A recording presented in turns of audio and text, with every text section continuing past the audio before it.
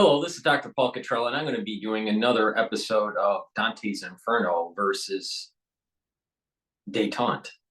So let's finish part 2 and part 3 of Taiwan, and we'll go over things that are happening in Israel and also in Ukraine. Let's begin.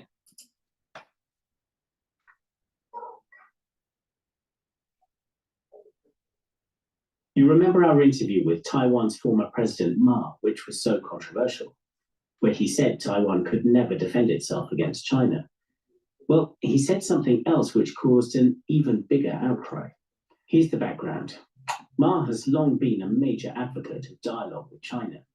He even met Xi Jinping in 2015. No other Taiwanese leader had ever done anything like it. So we asked Ma, could Taiwan work with Xi again? Could it even trust him? So you think you can trust them? Well, as far as cultural relations, you have to. This was an even bigger bombshell than what Ma had said about defense. This idea that Taiwan should trust Xi Jinping despite all of his threats. It exposed a debate about how far Taiwan could try to engage with China and seek ways to calm tensions down. In this January's election, both opposition candidates running for president called for de-escalating tensions with Beijing. Between them, they won about 60% of the vote. Speaking at his victory event, Reykjavik did acknowledge this. He insisted that despite his tough stance, he was ready to talk to China. 用交流取代围堵，对话取代对抗，自信地和中国展开交流合作，增进两岸人民的福祉，达到和平共荣的目标。 This was like saying, it's not my fault that we can't talk with China. They're the ones stonewalling us. And he had a point. Beijing's position, which has always been consistent, is that dialogue can only occur after the political party or political leader upholds the 1992 consensus. The 1992 consensus? Okay, so we're diving into a bit of really deep detail here about the relationship between Taiwan and China. This is complicated, it's disputed, and it's even a bit weird, but it is revealing about just how tangled the conflict between the two sides is. Amanda Shout breaks it down for us. So the 1992 consensus was an understanding that was reached between Beijing and the then ruling party, the KMT, in 1992. That's from before Taiwan even became a democracy. Within that understanding, the two sides agreed that there was only one China in the world, and that there would be left respective interpretations of what one China means. So for the KMT, The United States, under Clinton, had this policy that through economic integration, eventually Taiwan would just be absorbed into Greater China, and that there would be no conflict, and it would be just an eased transition because of economic ties. That was the policy of Clinton, Bill Clinton. one China means the Republic of China, i.e. Taiwan.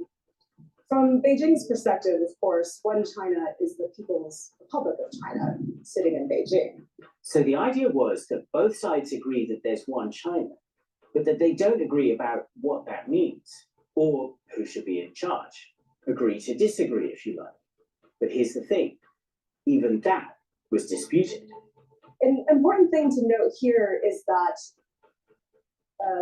this agreement, or this understanding, actually, was never written down or signed by the two parties, and Beijing never explicitly accepted the second part of that understanding, which is that there are respective interpretations. So that means that there's not even agreement about whether this is an agree to disagree situation, or whether at the end of the day, China is saying we're destined to reunify with us in charge, accepted. Here's what a Chinese expert said to us. So China is a trinity of the country, nation, and state. So that's our tradition. And that's the reality. When the Taiwanese know the whole story, know the long history of China, know about the US, the West will not be reliable. It's like maybe in the future of other examples can show that Taiwan's future should be in the hands of all the Chinese and mainland Chinese and the Taiwanese. I think they can accept. For Leichinge,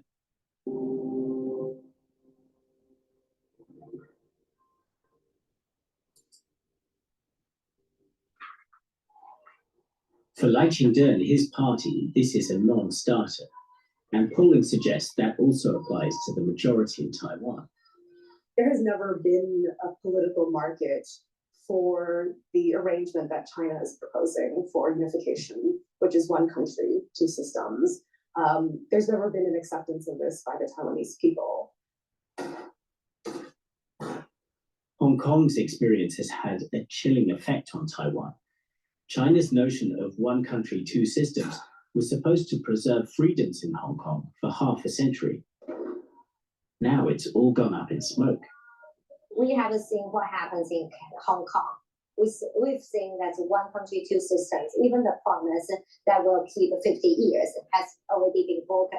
So people in Taiwan have to realize that the so-called one country, two systems simply will not work, whether in Hong Kong or in Taiwan. And there are no signs of Xi Jinping improving his offer to Taiwan or reconsidering his view of Leichinge as separatist. China's objections extend from Lai, in fact, to his Vice President Xiao, who we heard about earlier. Xiao has an American mother and strong US connections. She's very Americanized, actually, in the eyes of the mainland. So it's, the independence is from the blood. That's the reason I think mainland Chinese don't like her. China has even hit Xiao with sanctions. The target is external intervention and some separation force in Taiwan. That's the reason we put Xiao Meiqing or those guys as the target of the sanctions, not the Taiwanese other politicians or the Taiwanese people. So they are put Taiwanese future in danger. So they will be the enemy of our Chinese nation. So what does this all mean? Are all hopes of some sort of engagement between the new government and Beijing dead in the water? Amanda Xiao does point out that low-level engagement does continue, leftovers from an era of better relations. There are in place over 20 cross-strait agreements between Taiwan and China on a variety of issues, ranging from notary services to law enforcement cooperation to tourism. Even though formal cross-strait dialogue has been frozen since 2016, those agreements still stand, and so there remains some space at this more functional working level for communications to increase and for cooperation to perhaps deepen. One possibility is for some opening up of tourism between the two sides, but this is all quite low-level stuff. The question is there any chance of China softening its line on Taiwan? Xi Jinping has repeatedly said that what he calls reunification with Taiwan is inevitable, and that he reserves the right to use force to achieve that. We asked Chinese expert Wang Yiwei how Beijing feels this threat of invasion is appropriate. So this is a deterrence. This is our authorities' rights to keep the unity, integrity, and sovereignty of China. This is use of force. It's not to kill the Taiwanese people. No, it's want to deterrence the external forces, not interfere of our domestic affairs. Amanda Xiao says there's no reason to expect any movement from China on what it sees as its most fundamental interest. For Beijing, taking that threat off the table would be very dangerous because it would open up the possibility of Taiwan moving further down this independence path that they see them going down. And Li Ximin says any hope of persuading Xi Jinping to change his approach is wishful thinking. Xi Jinping already said that the unification of Taiwan is historical inevitabilities, and it is part of his China dream. So no way that Taiwan just used different ways to engage with mainland China, so China will change their attitudes. So let's pull everything together for a moment. In part one, we saw how Taiwan wants to improve its deterrence against a possible Chinese attack, but that it's struggling with how to do that. And then in part two, we saw that Taiwan also would like to engage with China, but that Beijing is stonewalling over preconditions. Well, now in part three, we're going to discover some wild cards that could scramble everything.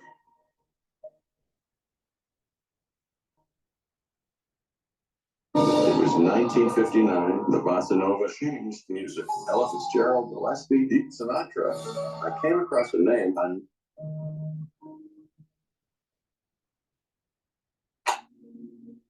Remember these guys? These were the opposition candidates in Taiwan's presidential election. There's Ho Yo-yi. He was running for the KMT, the party that ruled Taiwan as a dictatorship for decades before turning democratic. It's the same party as former President Ma, who said those controversial things in our interview. But there was also Ko and-je. Let's talk about him for a minute. Ko was a surgeon before he turned to politics and formed his own party, the TPP, or Taiwan People's Party, just a few years ago. He called for a pragmatic approach to China, but was vague about details. His campaign was mostly about making the economy work better for young people. We saw on the ground how he really inspired his supporters with some of the biggest rallies in the days before the election. Ko finished in third place for president, but he could end up with way more power than you'd think. In this place, Taiwan's parliament. That's because of how the election played out on this legislative level. Ko's TPP party won only 8 seats in parliament out of more than 100, but neither of the top 2 parties got a majority. So those seats give Ko the balance of power.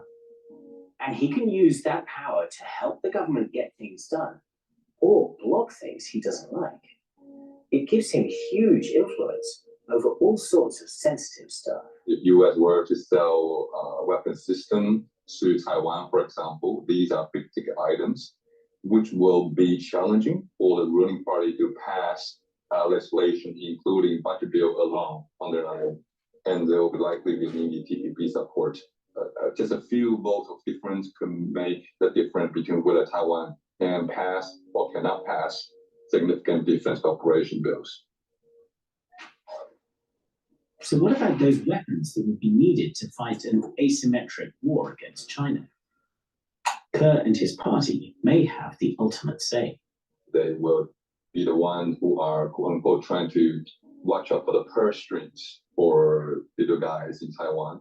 They're going to be likely to be less gung-ho about spending budgets on defense procurement, when they'll argue those same budgets should go to more bread and butter issues, maybe more school lunches for Taiwan's children, maybe a bit more money for welfare for the disabled or handicapped, for example. These are all arguments that they're likely to use, I think, as they go about slashing defense budgets. That would make Ko and his party a highly attractive target for China. Not try to make any judgment about political motivation or integrity of TPP as a political force per se, but to simply say that at this stage, TPP being the new kid on the block is relatively underfinanced in terms of campaign financing, is probably still relatively embryonic in terms of personnel, talents, as well as human networks, generally speaking. So I think the reason why Beijing will want to keep TPP high on its list of priorities when you think about how to create and exploit more opening in Taiwan politics. Koonja insists he has no illusions about China and says Taiwan should stand up for its freedoms in any dealings with Beijing. 他的底线就是我们希望维持目前我们民主自由的政治体制和生活方式，这是台湾的底线。那我也知道你的底线是什么。那在中间，我们试着去找到一个平衡点。But Xi Jinping has every incentive to shift that equilibrium. China has long sought to influence Taiwanese politics, both out in the open and more covertly. This new situation in Parliament could offer it big opportunities. The prize could be not just hampering Taiwan's efforts to strengthen its defenses, but undermining its relationship with the US at the same time. As we heard earlier, a future US administration might be unforgiving if Taiwan started to wobble on defense. I think this is really important for people in Taiwan to understand, because I think Americans are not going to be prepared to lose a ton of people and money and reputational capital if Taiwan is indefensible, especially if there's a perception that Taiwan is not serious about its own defense. You don't want to end up like Ukraine. That is completely correct.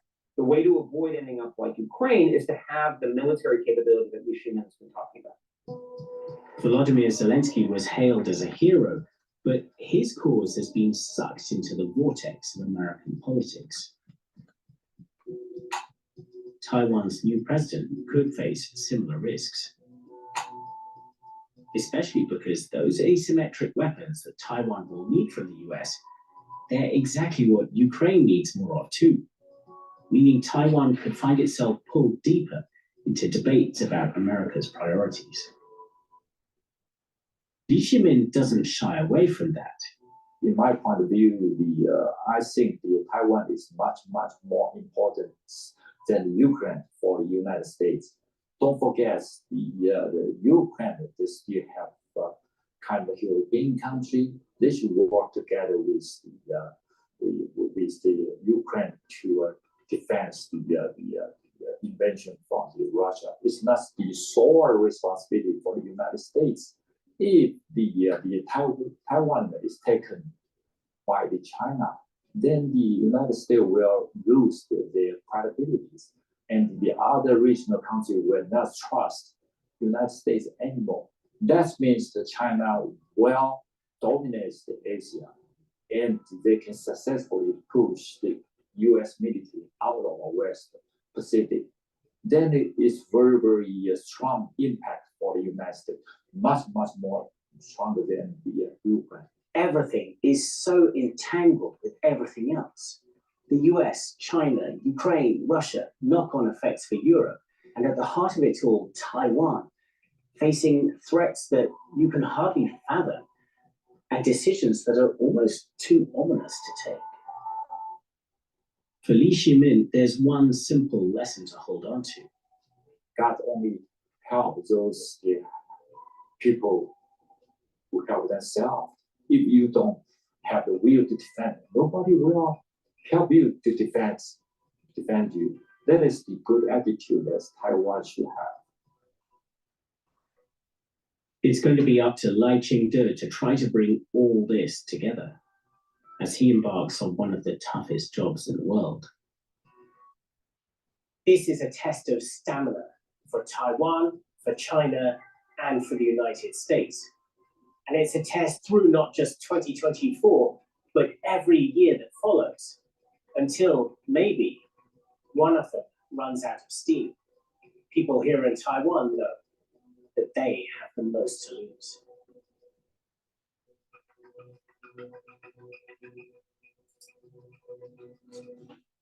I've been saying for 4 years, since the start of the crisis, that what happens in Taiwan is going to reverberate around the world, and that the hegemonic power of the United States is going to be challenged, and we are going to be losers no matter what happens. The question is, how much will we lose? If China wins the Pacific Theater, the United States will be heavily truncated in terms of its projection of power in the world. And we will have expended an enormous amount of resources, military resources, and financial resources to try to win the war. And will be even a weaker power than the UK after World War I and World War II.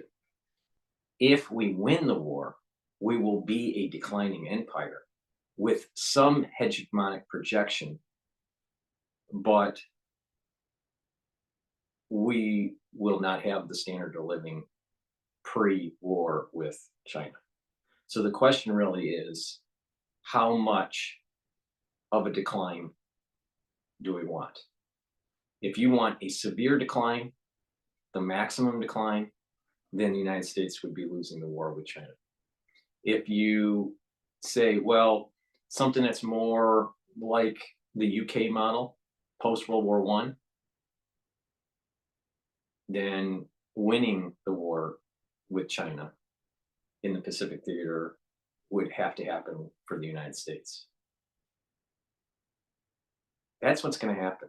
The United States, people need to realize the United States, because of its internal struggle, because of the over-indebtedness, because of the poor decisions that we made post-Cold War, the empire is dying. Now, I take the stance that we have to defend Taiwan to not just help the Taiwanese, but also to slow down the hegemonic power of the Chinese. And when this war happens between the United States and China, China most likely will lose. And the United States will be severely hampered. There's not going to be a real winner in this. But the Americans, through poor domestic and foreign policy, has led to this situation. You have to pick the less bad shirt, if you want to use some analogy. Which path, if you're an American, which path do you want? Absolute destruction of your country and its hegemonic power, or 50% of it? You're not going to have the same type of power and influence and affluence that we had since World War II. Americans have made poor decisions. Its leaders have made poor decisions. The national security state has made poor decisions. And it will literally destroy the greatness of the country. That's where we're at. And I'm not the only one saying it. Okay, let's I want to take a look at some of the things that I was looking at today in the morning. I want to play some of the. Okay, this is Mayor Adams' faces backlash over plan to move money to illegals.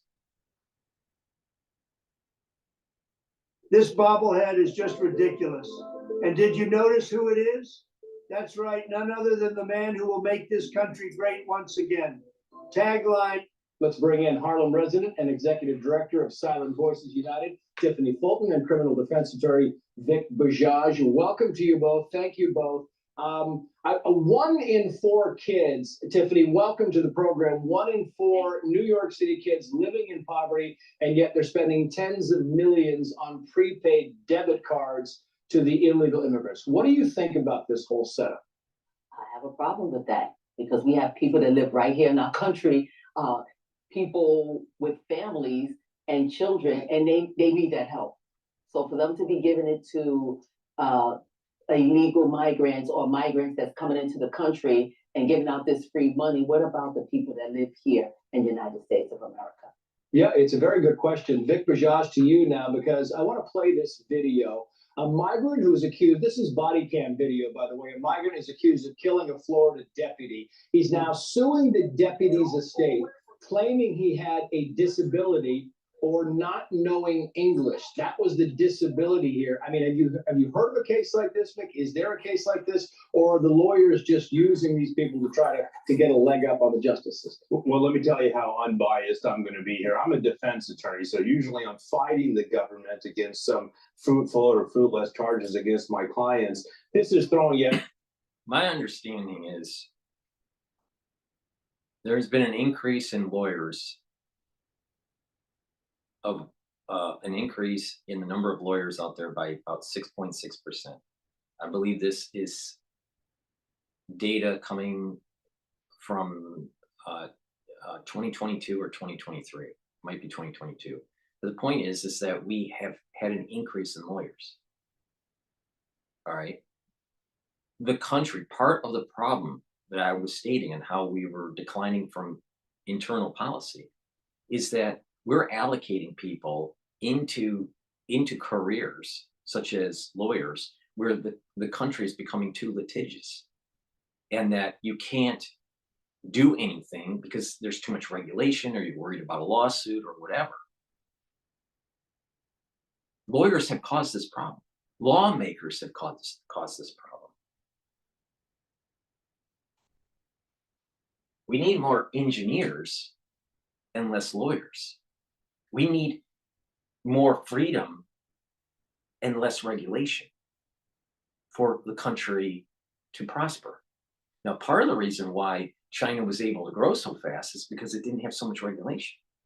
Now, yes, there, through good regulation, you prevent the destruction of the environment and you improve this, the safety of the society or the worker.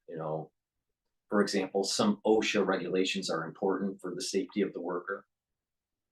I'm not saying get rid of all regulations, but when you have a litigious society, when you have an overreach of the government, you have too much regulation. You have fear of being sued all the time. And because of that, the society crumbles from within because it's not as productive. Then you add in AI and all this stuff, and you're going to start now having less people working, and the society will be even more less productive because you are, just because a robot can make it, right, doesn't mean that the GDP is going to go up because who's going to buy the product? You may be making a bunch of product that just sits on a shelf.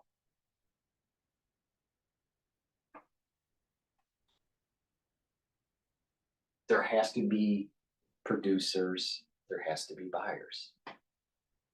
And when you shut down the production because of regulation or a litigious society, or you shut down the labor because of regulation and a litigious society, and even the implementation of certain types of technology like AI, then the society isn't going to be as productive.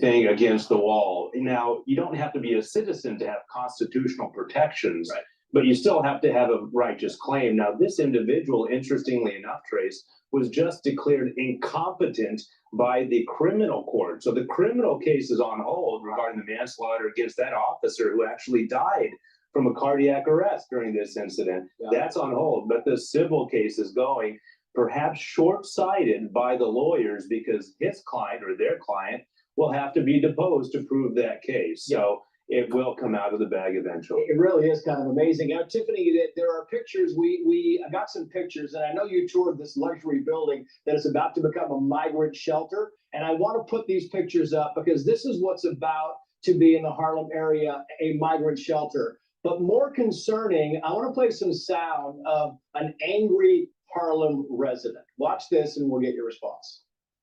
We got enough shelters. We're oversaturated. And in every borough that doesn't have the same amount of shelters as we have, in every zip code, they have to come and meet us first before they even start. I mean, all they're saying, Tiffany, is it's not fair. It's totally not fair. It's totally not fair. I was one of the few Harlem residents that went on that tour, and it's a beautiful location. And we had a housing project right across the street, St. Nicholas Houses, where they're getting ready to be relocated or displaced because they're going under renovation. So I did ask the mayor, and I asked all the other city officials there, instead of displacing the senior citizens or people that are disabled, if we're gonna make this a migrant, or we're gonna make this a shelter, period, why not make it for the people across the street in that housing project of over 3,000 people with disabilities and senior citizens? Why not move them in there? Why not? It's a very good question. Finally, Vic Bajaj to you. FoxNews.com says the following, quoting here, Texas Attorney General Ken Paxton is suing a Catholic non-governmental organization, a Catholic charity, in other words, alleging that it is encouraging illegal immigration and operating a stash house for those entering illegally. Can you sue a Catholic charity for something like that, Vic? Absolutely. A Catholic charity may not have to pay taxes, but they have to abide by the law. And if you're aiding and abetting illegal immigration, which is a serious crime in the state of Texas, where it's being enforced, not like the federal side, well, then that's still a crime that's still ripe for investigation. The answer is absolutely yes. Yeah, it's fascinating. Vic Bajaj, Tiffany Fulton. All right, so that's what's going on in New York. All right, so let's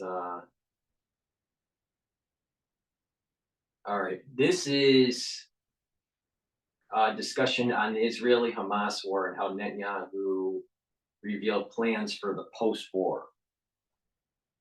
And then we'll talk about the royal family.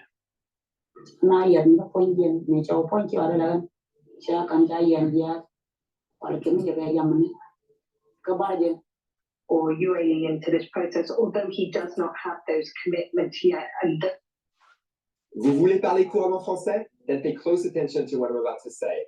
I want to teach you 5 key principles that 99% of French courses skip right over.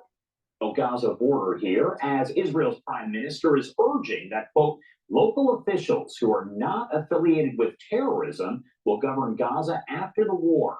Netanyahu presented the security cabinet with his plans for a post-war Gaza, saying the strip must be ruled by people who are not affiliated with Hamas. The Palestinian Authority, though, rejecting the plan as an attempt to, quote, prolong the genocide. In the meantime, the Israeli War Cabinet voting to send a delegation to Paris for a discussion on a deal that would free the remaining hostages that were taken by terrorists back on October 7th and also bring a ceasefire, at least temporarily. I want to talk about all the latest developments here, so let's bring in a special guest, Dr. Melanie Garson, Associate Professor in International Conflict Resolution and International Security at University College London. Thank you so much for taking the time to be here with us. Good morning. Thank you.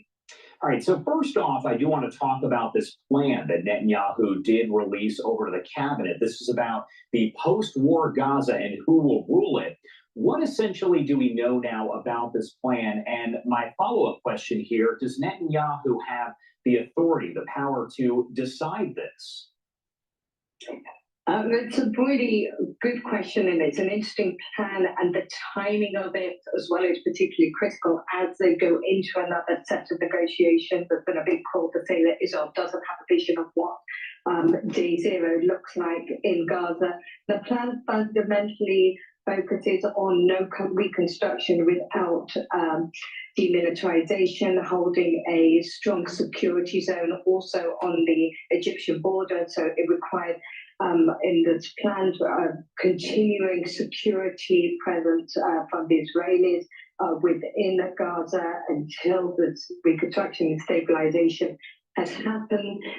It is a decentralized approach, relying on bringing together a combination of figures that would have authority but are distant from Hamas, and not just Hamas, but also from Fatah, from Palestinian authorities, particularly what's been cited, the pay for slay kind of policies, so that to really try and minimize anybody associated with terrorism or the support of the structures of terrorism within it.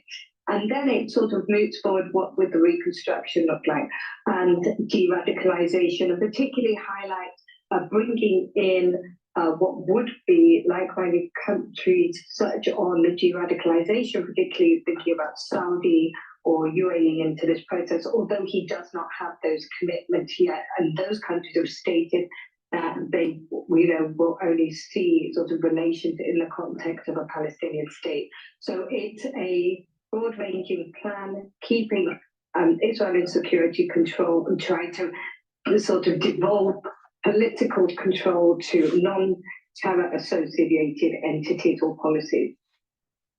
There's been a lot of protests, I would say an uptick outside of Israeli lawmakers' homes and other public officials there, as folks are calling for essentially elections. They want to have an election for prime minister here. Is it possible that Netanyahu is actually ousted from office while this war is ongoing? Because he said that he doesn't want elections to be held while there is a war. So is it possible he's actually ousted?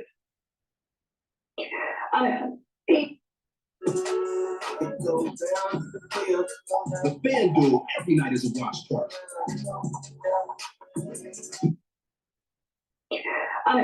You notice with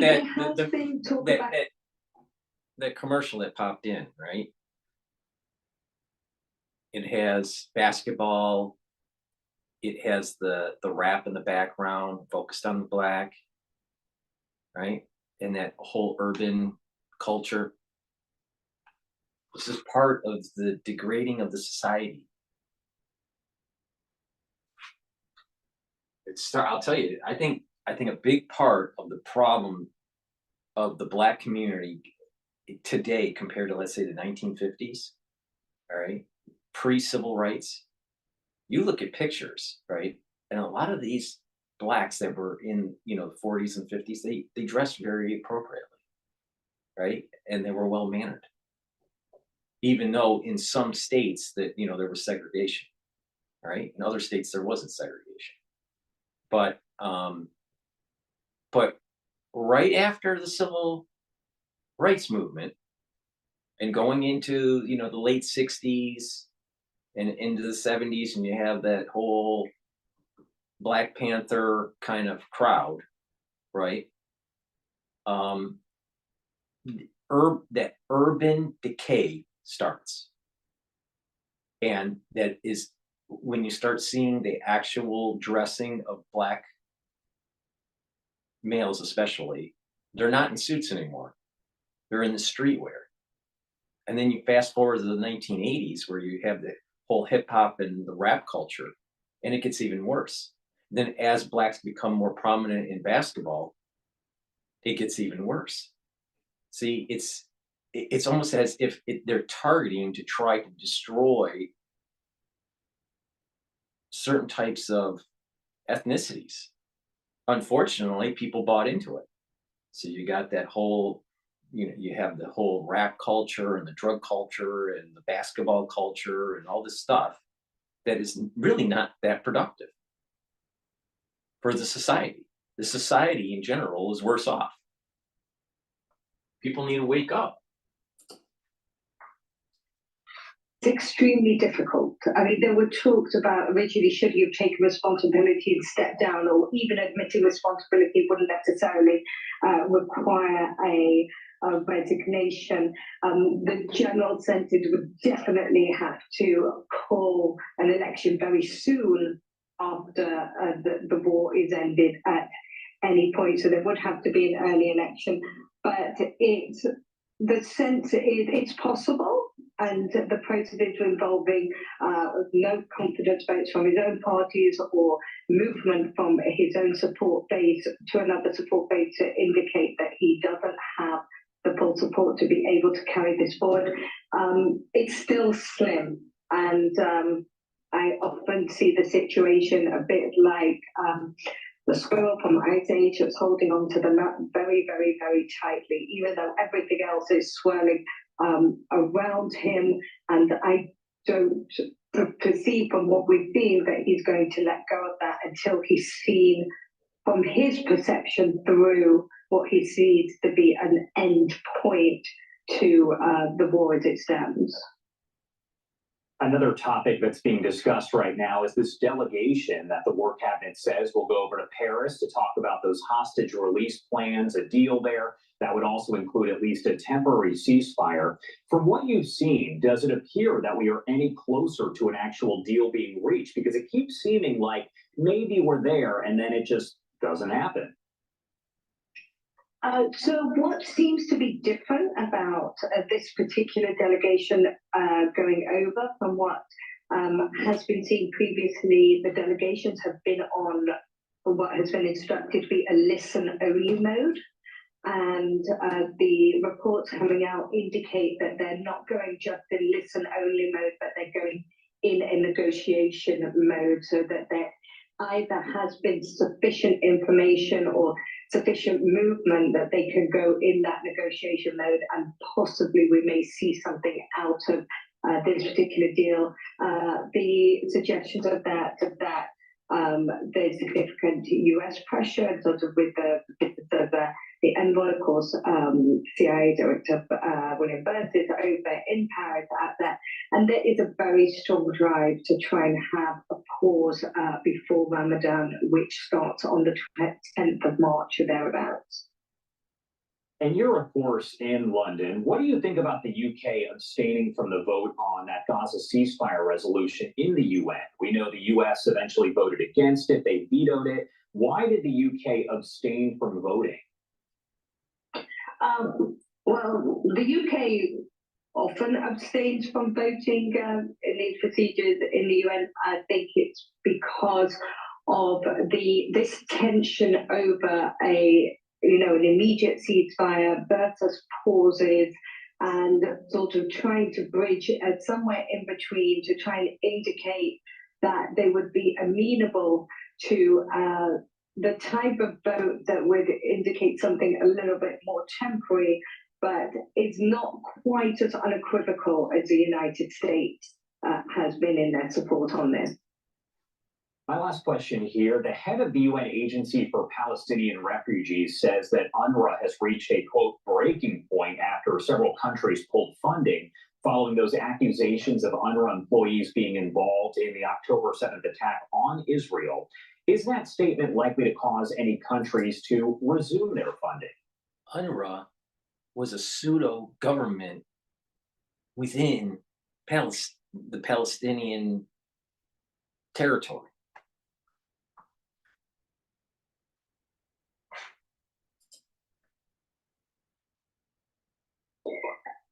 I think that there's been sufficient evidence presented that UNRWA is fairly rotten to its core, and despite the possibility that it has the structures to be able to disseminate the humanitarian aid, what has come to light is that actually Hamas is hijacking those structures, or either UNRWA has given them that license unwillingly or willingly, but that the whole institution is riddled. That's why I said, when it comes to the soul root of Esau, he's an animal and you can't trust him. The only way this is going to end is that Hamas, Hezbollah, and Iran are absolutely, completely destroyed.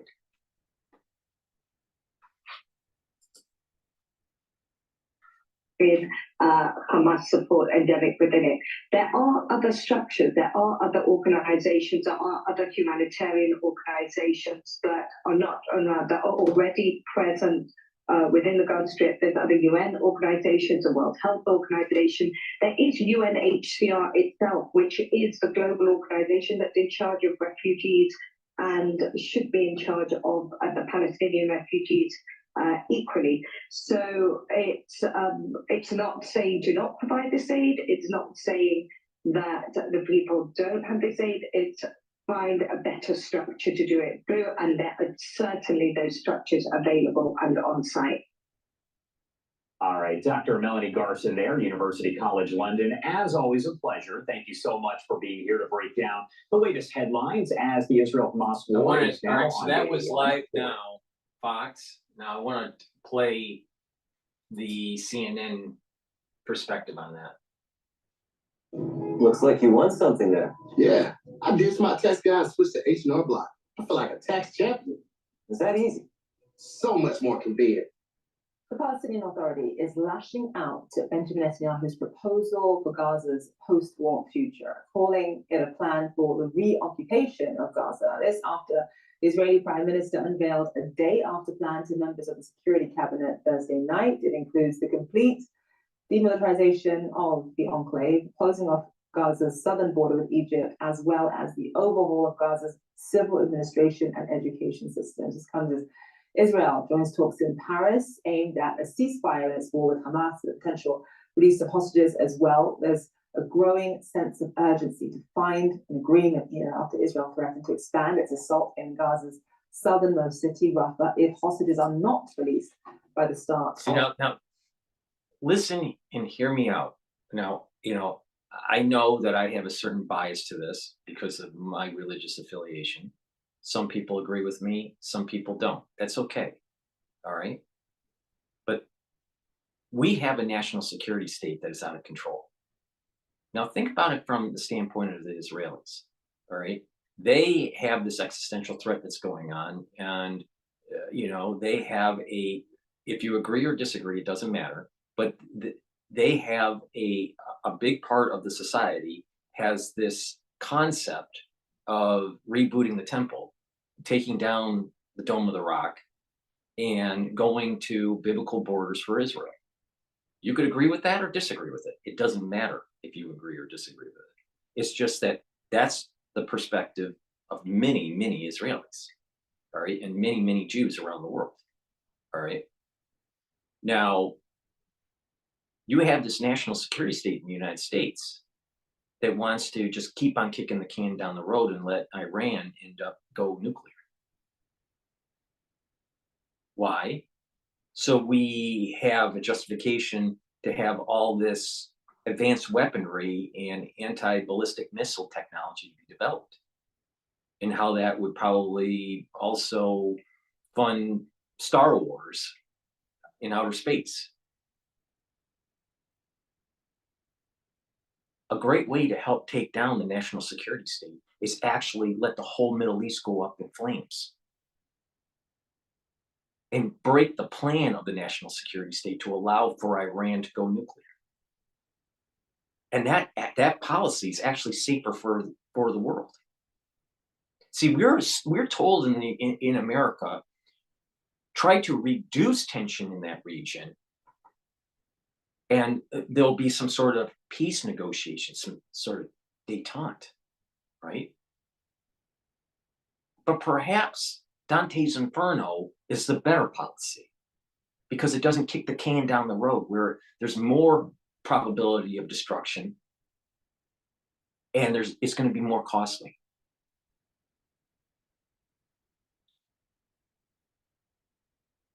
Going after Hezbollah and Hamas indirectly is going after the rotten core of the national security state. So do you really want to save the country, the United States? Then perhaps you need to start going against what Burns wants to do, the head of the CIA. Start going against what the national security state wants. And then perhaps we'll have a fighting chance for our constitutional freedoms. Because I guarantee you, if you go in the same direction, if you go in the same grain, in the same vein of the national security state, and what the directors of the CIA are wanting, you're only writing your own death sentence.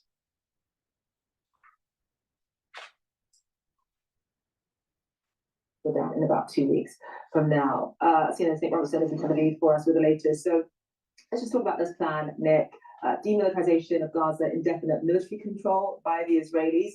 Also, Israel would have basic control of all sort of access points to Gaza as well. Just give us more detail in terms of what is in this plan and how the US will likely respond to certain parts of this. Yeah, we've actually already heard from Secretary of State Antony Blinken referring to a couple of parts of it. He said he'd just seen reports about it and he'd yet to get into the detail of it. One of the things that stands out in this proposal by Prime Minister Netanyahu is the full control of Gaza, all the borders, which means taking control of the southern border along the border, what is now the border between Gaza and Egypt. And he says that is to stop any smuggling underground using tunnels or overground. That would be a significant change.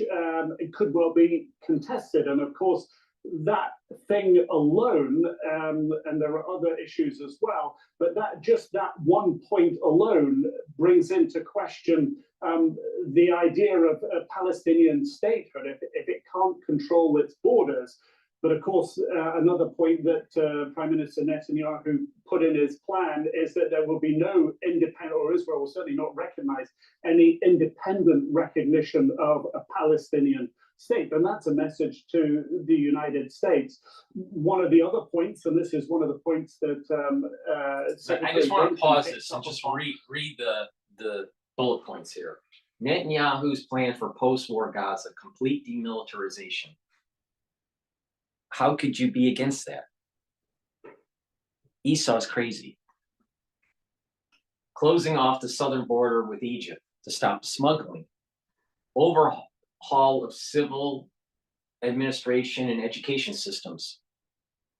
That sounds pretty bright because you know what? Their educational system is just feeding hate in Gaza. And it's time for them to start becoming productive citizens within their country. Security control over the entire area west of Jordan. Totally makes sense because you got to remember what's really going to happen is that the people that are in the West Bank and in Jerusalem that are Palestinian that don't want to play nice with Israel, they're going to be kicked out and moved into Gaza. And hence the West Bank and all of Jerusalem is owned by the Israelis. Occupied by it's not even occupied. It's going back to biblical boundaries. It'll go even worse than this. It'll actually go into Jordan to get land. And it'll go into Syria, parts of Syria and parts of Lebanon and parts of Egypt. Now, is that 10 years from now? I don't know. Is it 20, 30, 20 years from now or 30 years from now or 2 days from now? I don't know. But this is where it's going. So you have to control the West Bank because they're going to start attacking. And when they attack, then you round them up and throw them into Gaza. Shut down UNRWA. It's been running as a pseudo government for the Palestinians and not as a real nonprofit, humanitarian aid organization. And this is the problem with Esau. They try to tell the international community, fund these organizations, these nonprofits, and we'll help the Palestinian people. How much help did you really actually offer? Because the leadership wants the world to think and to see the squalor that's going on in Gaza. Meanwhile, not ask the question, perhaps maybe the people within Gaza should start running their land and be a productive country. They don't want that. They want to show the world squalor to try to put pressure on Israel to give them more land. No unilateral recognition of a Palestinian state. Damn straight.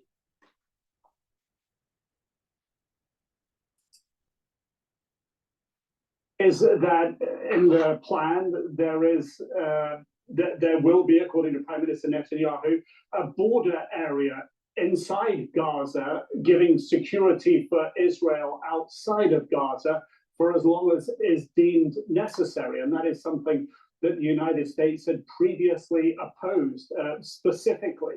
So that also seems to sort of... Why should the Israelis even give a damn what the U.S. has to say? Yes, I know that they're giving arms and all this. But you got to remember, look at the big arc of this. The national security state in the United States failed to handle Iran.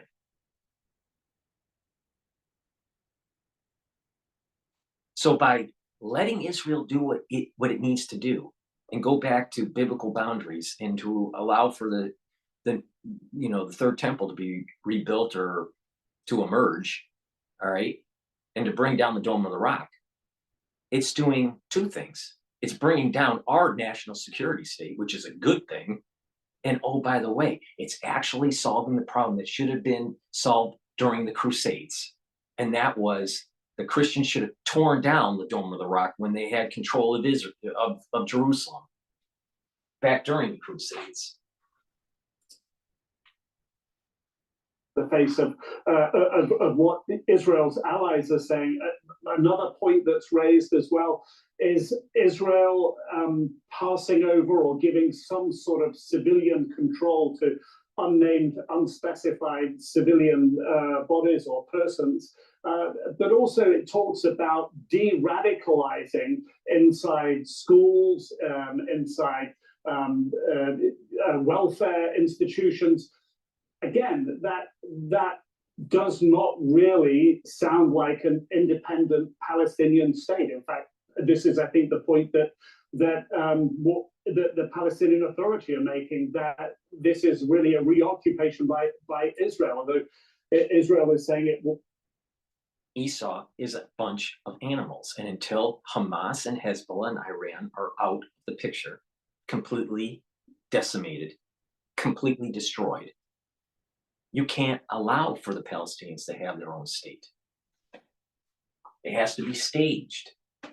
If Netanyahu does what I hope he does, which is actually destroy Iran and Hezbollah and Hamas, if he does that, he will go down in history as one of the most important people to actually create long-lasting 1,000-year peace in the Middle East. Not a 50-year peace that's expedited and is pragmatic for some sort of U.S. consumption. We're looking at a 1,000-year arc here, that what's emerging. But I know there's going to be people that disagree, and that's okay. It's okay. You can see, I'm not all war. But I do know this. If we don't solve the problem with Iran, it's going to get a whole hell of a lot worse.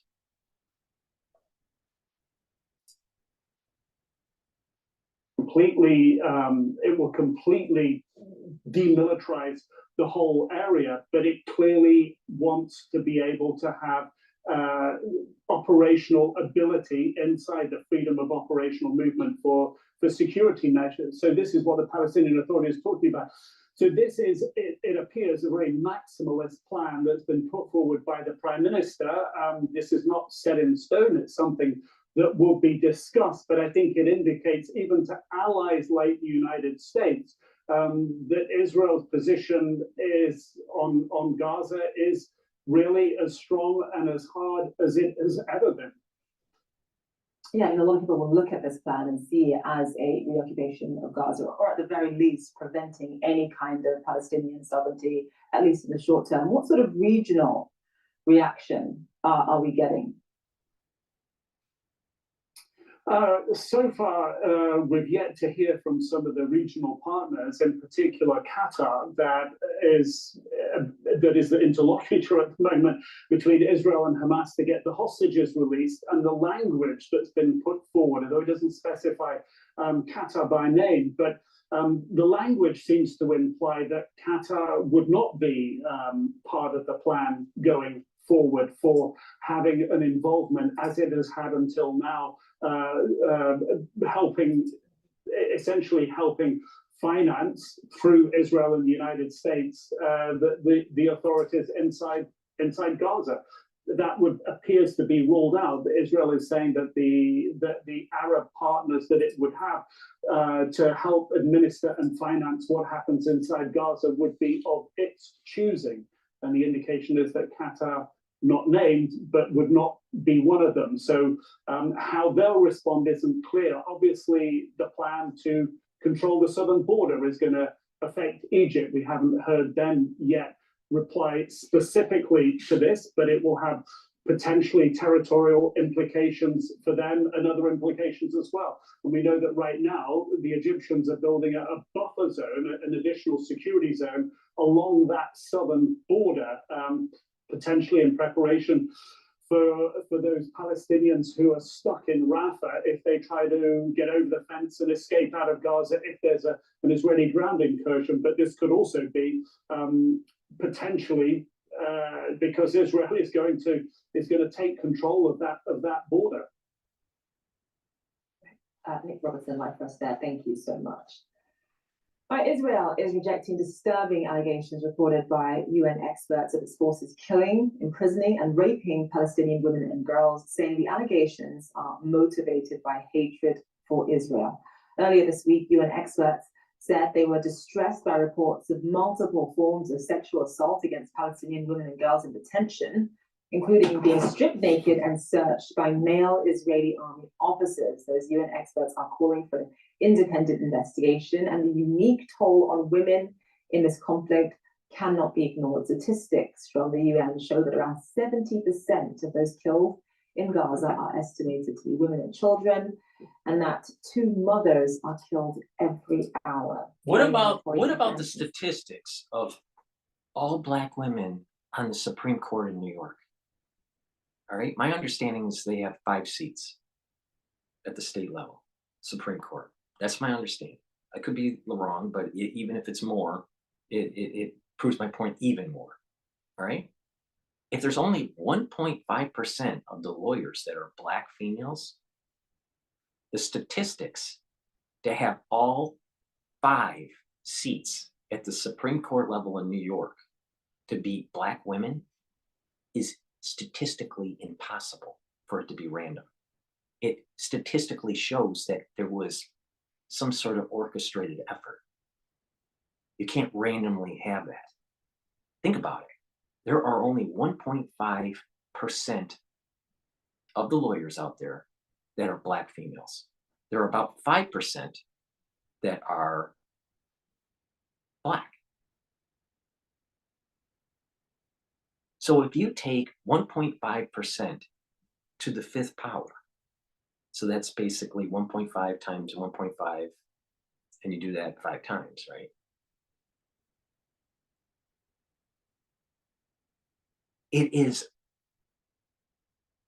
It rounds to a 0% chance of it happening naturally.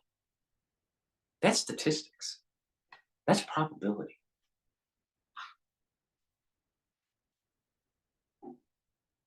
We can't ignore that, but CNN does. You know what just happened? By having an all-Black female Supreme Court in New York, it's going to usher in reparations when it's challenged at the Supreme Court level.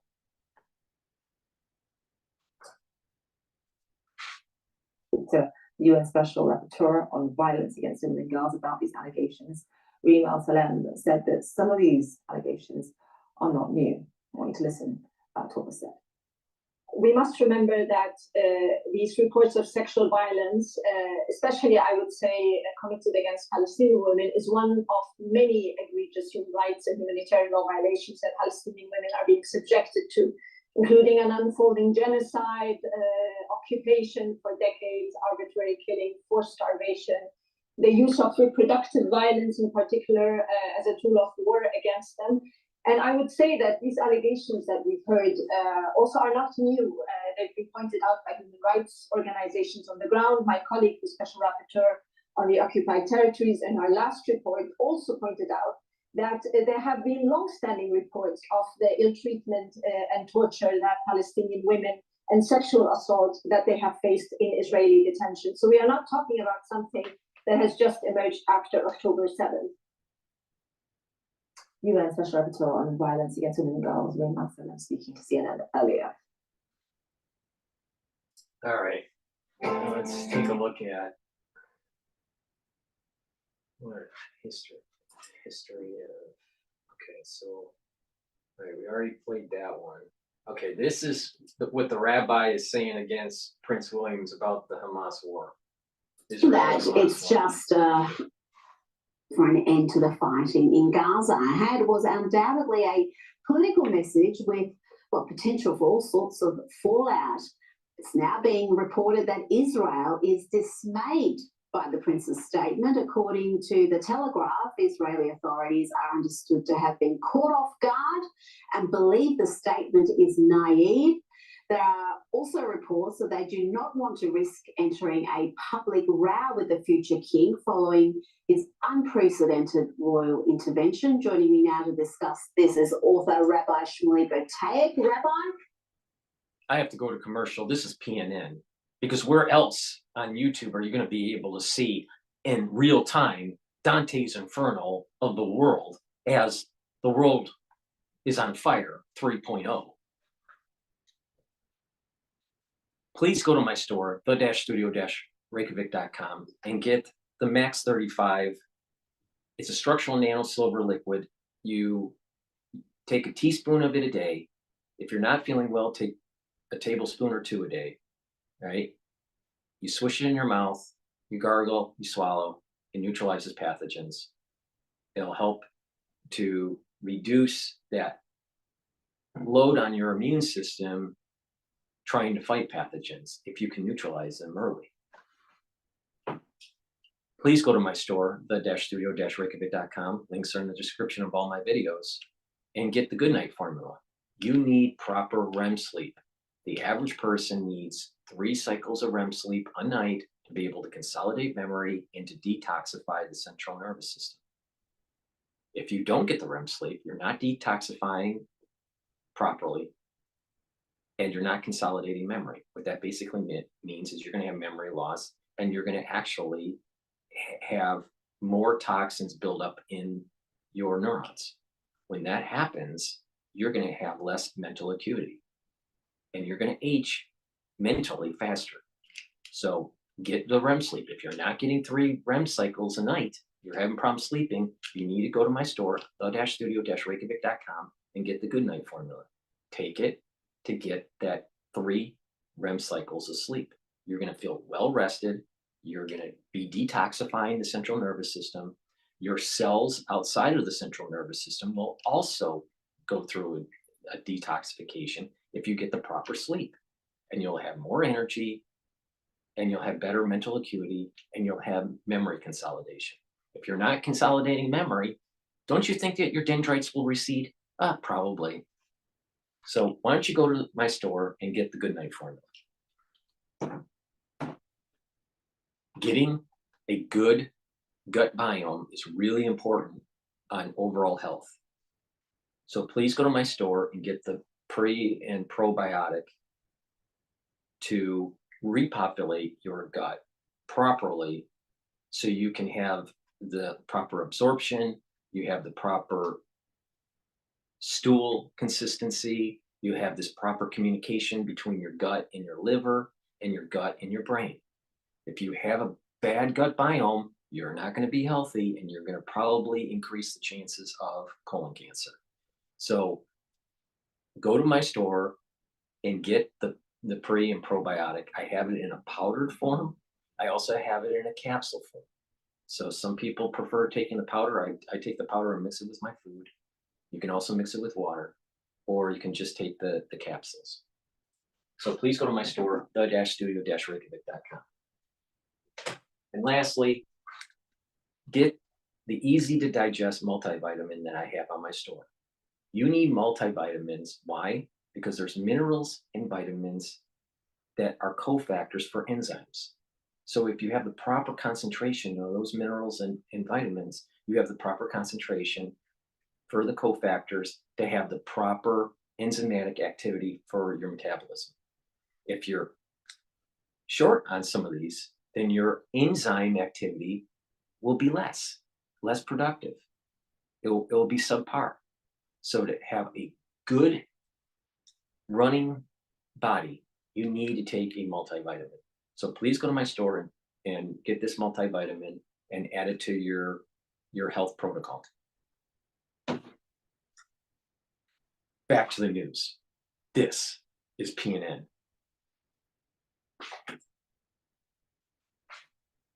It looks like Israel was blindsided here by the future king's comments, which essentially amounted to calling for a ceasefire. Rita, I wish that Prince William knew some of the history, I'm sure he does, of his own great-grandfather, King George VI, because when he was the leader of Great Britain, he sanctioned the carpet bombing of entire German cities. We're talking Essen, Cologne, Berlin, Saxony, where civilians were deliberately targeted. This isn't in the time of Genghis Khan. This is in the time of his grandparents. Now, and of course, his grandmother served in the actual military as the heir to the throne. Now, let's be clear. The United States during the Second World War never bombed at night, even though it would have protected their pilots. They used during the day, daytime precision bombing, something called the Norden bomb sight, which was the second greatest secret of the war after the atomic bomb, precision bombing. But the British didn't care. They said, we're going to stop the Nazis once and for all completely, because they represent such a terrible evil that unless we carpet bomb the entire country, we're never going to see peace in our time. And they never apologized for it. Israel uses the American daytime precision bombing, losing hundreds of its soldiers when, of course, its air force could flatten Gaza. And here comes the Prince of Wales and says, why doesn't everybody like... Rabbi, get your facts straight. Israel is firing weapons at night, too. So they're not doing just daytime precision. I mean, maybe he's misspeaking, or maybe he doesn't fully convey that. I don't know, but Israel is shooting at night too. Real smart, and also together and give up the fighting. I'll tell you why, Prince William. You have a wife. You wouldn't want to see anything happen to her. Do you know that 300-400 women were shot in the vaginas, their breasts cut off, played like with a volleyball with the terrorists? Do you know that children were decapitated, people burned alive? So if there were a ceasefire, Hamas says, we're going to do this again and again and again until every last Jew on earth is dead, which is why Prince William's grandfather, George VI, told Winston Churchill, bomb and do whatever you need to do to stop Britain from being annihilated. And we haven't even employed in Israel these things. So I just wish Prince William was a little bit more knowledgeable of history. Well, you know, I agree with a lot of what the rabbi has to say, since, you know, he was the rabbi to Michael Jackson. But, you know, the thing is, Rabbi, it's not just the precision bombing / non-precision bombing in World War II. It is also this concept of a modern construct of what we call Palestine, the Palestinians. That's a modern construct that came from the UK. All right. So, the UK didn't really have a real strong stance on this long 3,000-year arc of history of the region with the Jews and its covenant, and instead used a new modern construct to kind of try to create some sort of stability for the oil market at that time. All right, the Palestinians is a modern invention as a state. Same thing with Ukraine. It's a kind of a modern construct. It's much more complicated in terms of what Ukraine really is. So it's not just the precision, non-precision concept. And I would agree with you. And the other thing is that I would take it even one step further, Rabbi Shmuley. All right? Part of the problem that we have in modern warfare is it's too precision. Sometimes it needs to be less precise, so there's more collateral damage, so the society understands more of the the will to try to end it.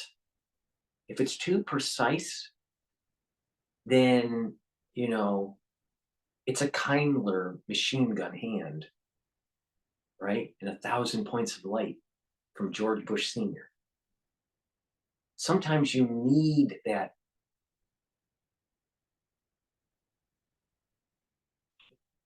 destruction to get war to end.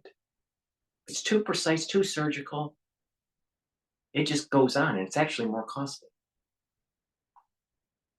Each weapon is, you know, a dumb bomb is, you know, a few, you know, maybe, you know, a few hundred or a couple $1,000s. You use these precision weapons and they're in the millions. So you probably get more bang for your buck with a dumb bomb. Well, beyond that, unseen threats can lurk undetected in your hybrid cloud environment. our cash balance is really healthy. I didn't do that.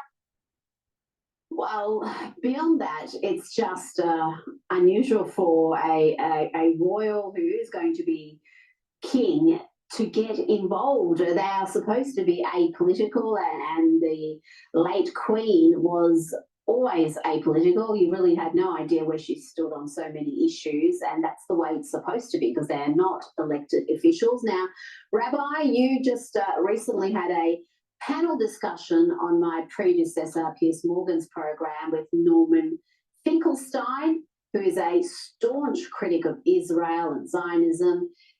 He made some truly hideous comments, I've got to say, celebrating October 7.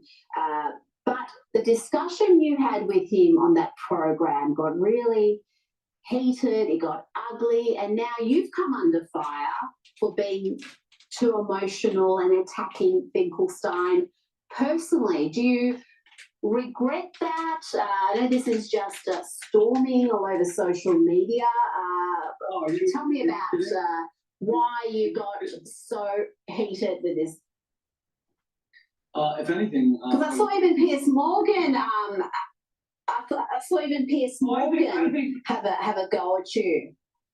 Yeah, I actually think that Piers Morgan's a gentleman, and the reason why he wrote what he wrote on X that really got too personal with him was to protect Norman Finkelstein, because he was so obliterated in that debate. He was so embarrassingly demolished. First of all, his entire debating style is this droning monotone that puts you into a coma, and then like a prize fighter who's about to be knocked out, he kind of wants to run out the clock, so he tries to dominate the debate. If anything, I'd way too easy on that. Finkelstein is an intellectual, but he's part of that whole liberal Jewish side. And this is the problem. Finkelstein would prefer the actual, that kind of crowd that gravitates to him, that's Jewish, that's ultra liberal, all right? They're the crowd that basically doesn't know much about the Torah. Their children don't know how to read Hebrew. Their children have probably never read the full 5 books of Moses, let alone any of the other texts that, you know, came, you know, from, you know, the rabbis. And the deep understanding of Torah principles, let alone follow any of the basic tenets of Judaism, like Shabbos or kosher. That's the Finkelstein crowd. That actually, if you keep on going down that road, you're going to actually have nothing but secular Jews that don't know anything about their religion.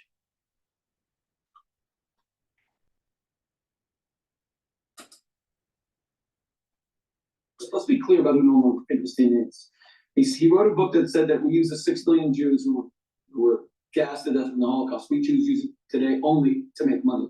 We use it to shake down Switzerland, to shake down Germany, and to get giant payments from Swiss banks. If that isn't disgusting enough, on October 7th, hours into the attack, he actually wrote that every fiber of my being is celebrating the attack on the Israelis. What he said was bad enough. We don't need to put any mayonnaise on it. It was pretty bad. He directly referenced the child and the children's faces. Now, what you're saying is what his defense was. He's saying, I did say that every 5 of us being celebrating this, but I did not know that beyond 50 Jews were murdered. So let's say it was 50, let's say only 10 women were shot in the vagina, 10 Jewish men were decapitated, and only 20 Jewish children were burned to death. So he's saying then it would have been okay. That was actually his defense to Piers Morgan. Norman Finkelstein, we were only talking about him for one reason. Because if Jews are news, which they are, according to the classic journalistic idiom, then Jewish anti-Semites get the brightest headlines. He's a Jewish Jew hater, and therefore he gets the most news. Now, he actually said in an interview in 2016 that he gets paid for all these lectures to attack Israel. And he actually said that he's upset at BDS because they said Norman Finkelstein is a nobody. The Jews don't care about him anymore. He said, I used to get 40 paid lectures a year. Now I only get 4. That's why he keeps on upping the ante. Every year he needs to say something more outrageous on Piers Morgan or any other show in order to keep on bringing in the cash. So, and I want to be clear about that. So when he said October 7th, and he was celebrating it, this is all in the hope that he'll get on TV and we will talk about it. That doesn't excuse, however, the barbarity of what he said, the monstrosity of what he said. He called Israel a satanic state from hell. He said that Israel comes from the boils of hell. He accused us Jews 5 separate times of genocide. He started in 1982 in the war in Lebanon. That is well documented. His history of standing with Holocaust deniers and saying all sorts of terrible stuff. I am not disputing any of that. But how bad are we at genocide? If we tried it 5 times and we failed, and we Jews kind of suck at genocide, we need to read like the Dummy's Guide to Genocide, because we've tried it 5 times, and in the entire Arab-Israeli conflict, since in 75 years, about 130,000 people have died. As far as Gaza is concerned, 1 million residents have been added to Gaza since 1967 when Israel took control of it. So if a genocide means that the population grows by double what it was getting, that's not a genocide. This is a blood libel. It's the same thing as saying that Jews drink the blood of Christian children, that Jews poison the wells of Europe. He is absolutely guilty of blood libel. So not only do I This is what I mean about the liberal academic Jew and how the ultra liberals gravitate to them. It's usually through their intellectualism. They try to intellectualize why they don't want to be real practicing Jews, which is problematic. And everyone could understand why. If you don't understand the statement I just made, you're probably an ultra liberal.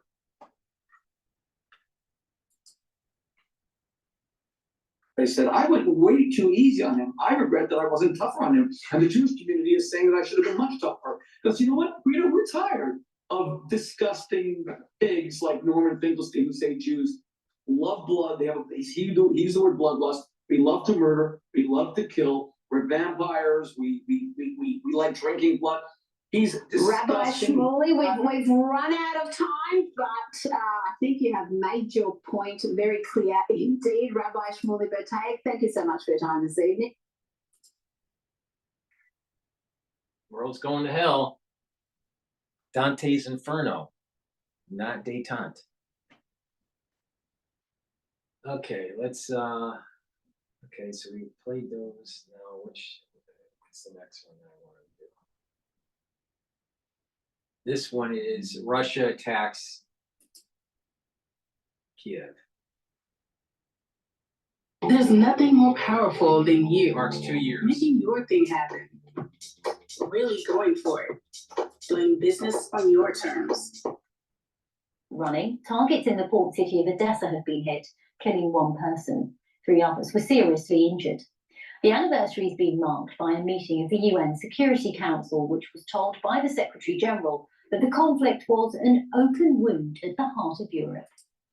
I'm gonna roll back this picture. Maybe you can see it. And people know about the Security Council, and you have this kind of like C shape, right? But what's so weird, I've always found this kind of almost combination of satanic and technological, all right? CERN-ish in a way. Is you have the camera right in the center, and they have it in a wrapped, you know, with a cloth. It almost looks like, you know, some sort of garment that this tripod's on. The camera's on a tripod, and then there's a cloth wrapped around it, so it's almost as if it's a body, and the camera is like this one eye, you know, and it'll track, you know, so someone that's speaking, it'll go and to that speaker, right, and move around. So it's moving around. My understanding is how it works is it moves around that seat, the seating arrangement. So it's almost like this one eye body system. And so you have the Security Council all sitting, and the center point of that is this one-eyed structure that kind of looks human. It's human-esque in a way when you look at it. I just find that really odd. Very 1984. Very, I don't know, demonic in a way. Maybe other people have seen that, you know, that and have felt the same thing. I don't know. Security Council, which was told by the Secretary General that the conflict was an open wound at the heart of Europe. And in the last hour, the EU Commission Chief Ursula von der Leyen has praised the extraordinary resistance of the people of Ukraine as she arrived in Kyiv. She was travelling alongside the Prime Minister of Italy, seen here, as well as Canada and Belgium. Let's take you back to the scene live in Kyiv as the country marks the second anniversary of the conflict. Well, Vincent McAvenny has this report. 2 years on from the biggest attack on a European nation since the Second World War, the UK is marking the anniversary by reaffirming its commitment to Ukraine. The government has pledged an additional £245 million towards producing artillery shells for Ukraine and announced further sanctions on Russia. The Prime Minister stating Britain is prepared to do whatever it takes for as long as it takes to help Ukraine achieve victory. Labour leader Sir Keir Starmer has also said President Vladimir Putin's cowardice and barbarity would not prevail. But it's faltering US funding, which is stalling Ukraine's efforts, something the Foreign Secretary is pushing at the UN in New York. Thank you. If we allow this brutal dictator in Europe to redraw boundaries by force, to invade other countries and to get away with it, no country will be safe. And we know from our history that if we allow that to happen, the cost when we eventually have to intervene and stop them is so much greater. A $60 billion military aid package is currently being blocked in Congress by far-right Republicans, but President Biden is determined to continue support. Remember, the United States pulled together a coalition of more than 50 nations to support Ukraine. We unified and expanded NATO. We can't walk away now. And that's what Putin is betting on. He's betting on we're going to walk away. President in a virtual meeting with G7 leaders later today. For much of the past 2 years, he's lobbied leaders, parliaments, and peoples around the world for their support. Whilst morale might now be faltering both at home and abroad for the president, it's clear the Ukrainian people, despite the destruction and loss of the past 2 years, aren't ready to give up their country. Vincent McAvenny, BBC News. Well, I'm joined now by David Fisher, the head of the delegation for Ukraine at the International Federation of the Red Cross. Thanks for joining us here on BBC News. David, you're in Kyiv at the moment. You have worked throughout this conflict. I want to begin by asking you where you see things for the humanitarian situation 2 years on. Thank you for the opportunity. The needs are still very high. This is still an ongoing humanitarian emergency. Almost half of Ukrainians are still in urgent need of food, of medical assistance, of employment support. There have been huge mental health impacts, as you can imagine, from the constant threats of bombardment, mostly around the front, but also elsewhere in the country, even here in Kyiv. 4 out of 5 people report some kind of mental trauma. Many people are affected even far from the front lines because of the impact on the economy and the overall sort of displacement that has happened afterwards, including for basic health services. So we still see a very strong level of humanitarian need here in the country. And David, how does this impact your teams who are working on this ongoing conflict as well? I mean, I was reading that you visited the team in Kharkiv recently. Just tell us more about that visit.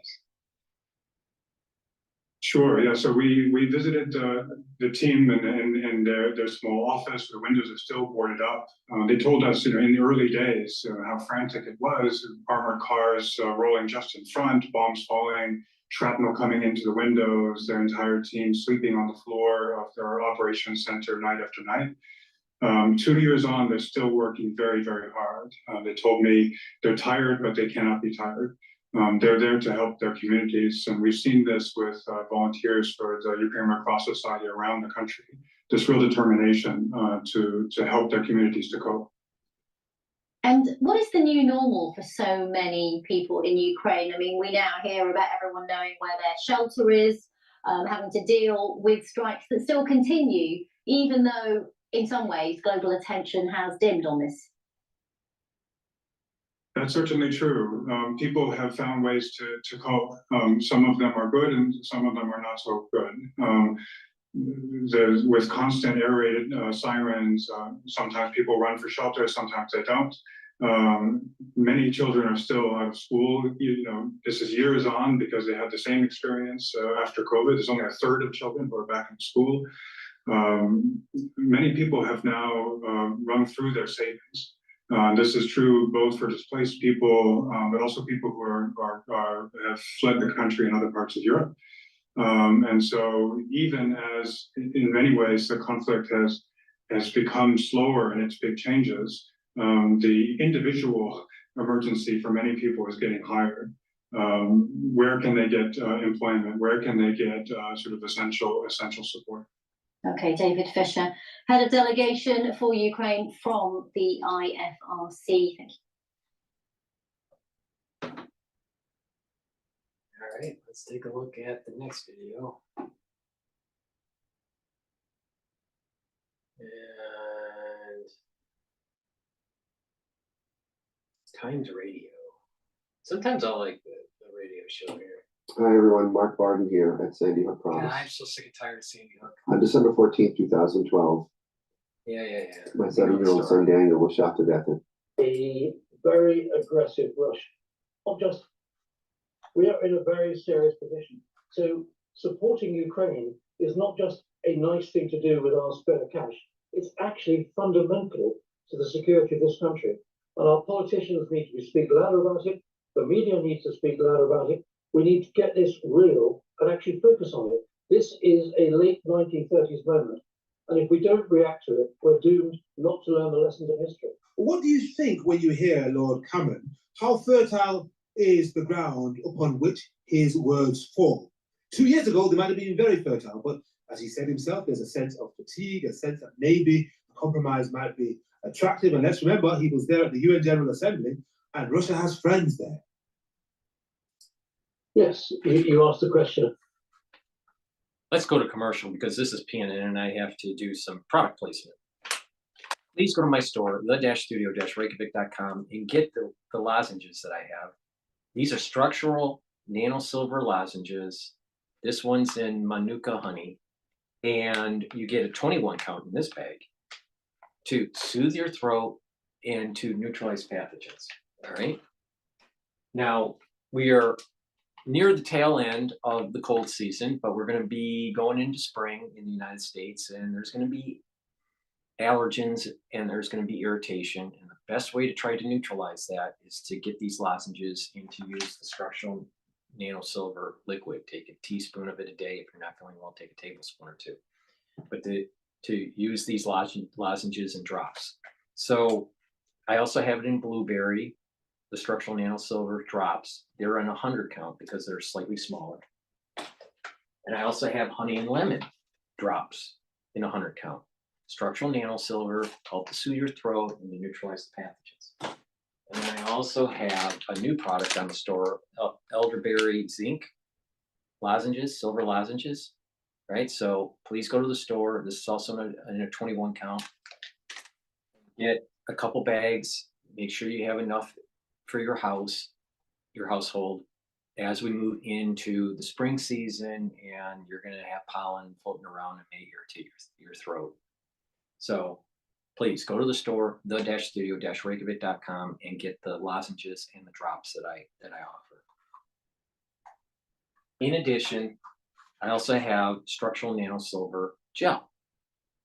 What this does is it'll neutralize pathogens. You put it on your hands, you can put it around your mouth and around your nose, lightly coat your nostrils, around your eyes, around your ears, right?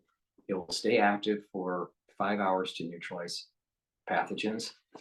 In addition, you can use it as a skincare product. You can put it on a cut. You can put it on acne. You can put it on a minor burn or an abrasion.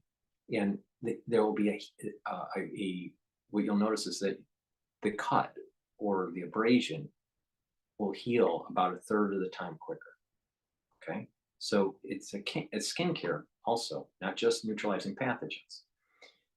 There are people out there that you can put it on your skin, on your body, on your face, around your neck, right before you go to bed. And then when you wake up, then you exfoliate the gel off of your skin. And you do this for, let's say, a week or so, and you'll notice that your skin's tighter, it's clearer, and it's healthier, all right? So you can use this as a skincare product. It's dual purpose. I like providing things to my customers that have dual purpose, high quality dual purpose. And this is a perfect example where there's a dual purpose, skincare plus to neutralize pathogens. So please go to the store and get the structural nanosilver gel. Back to the news, because this is PNN and we have Dante's Inferno, not Detente.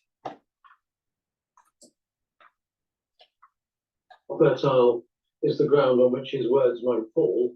I think it's us to actually make sure that there's plenty of fertilizer on that ground, because what David Cameron is saying is absolutely spot on. If Vladimir Putin conceives that he has won in any shape or form in Ukraine, is extraordinarily dangerous for the security of the rest of the West, and particularly of Europe.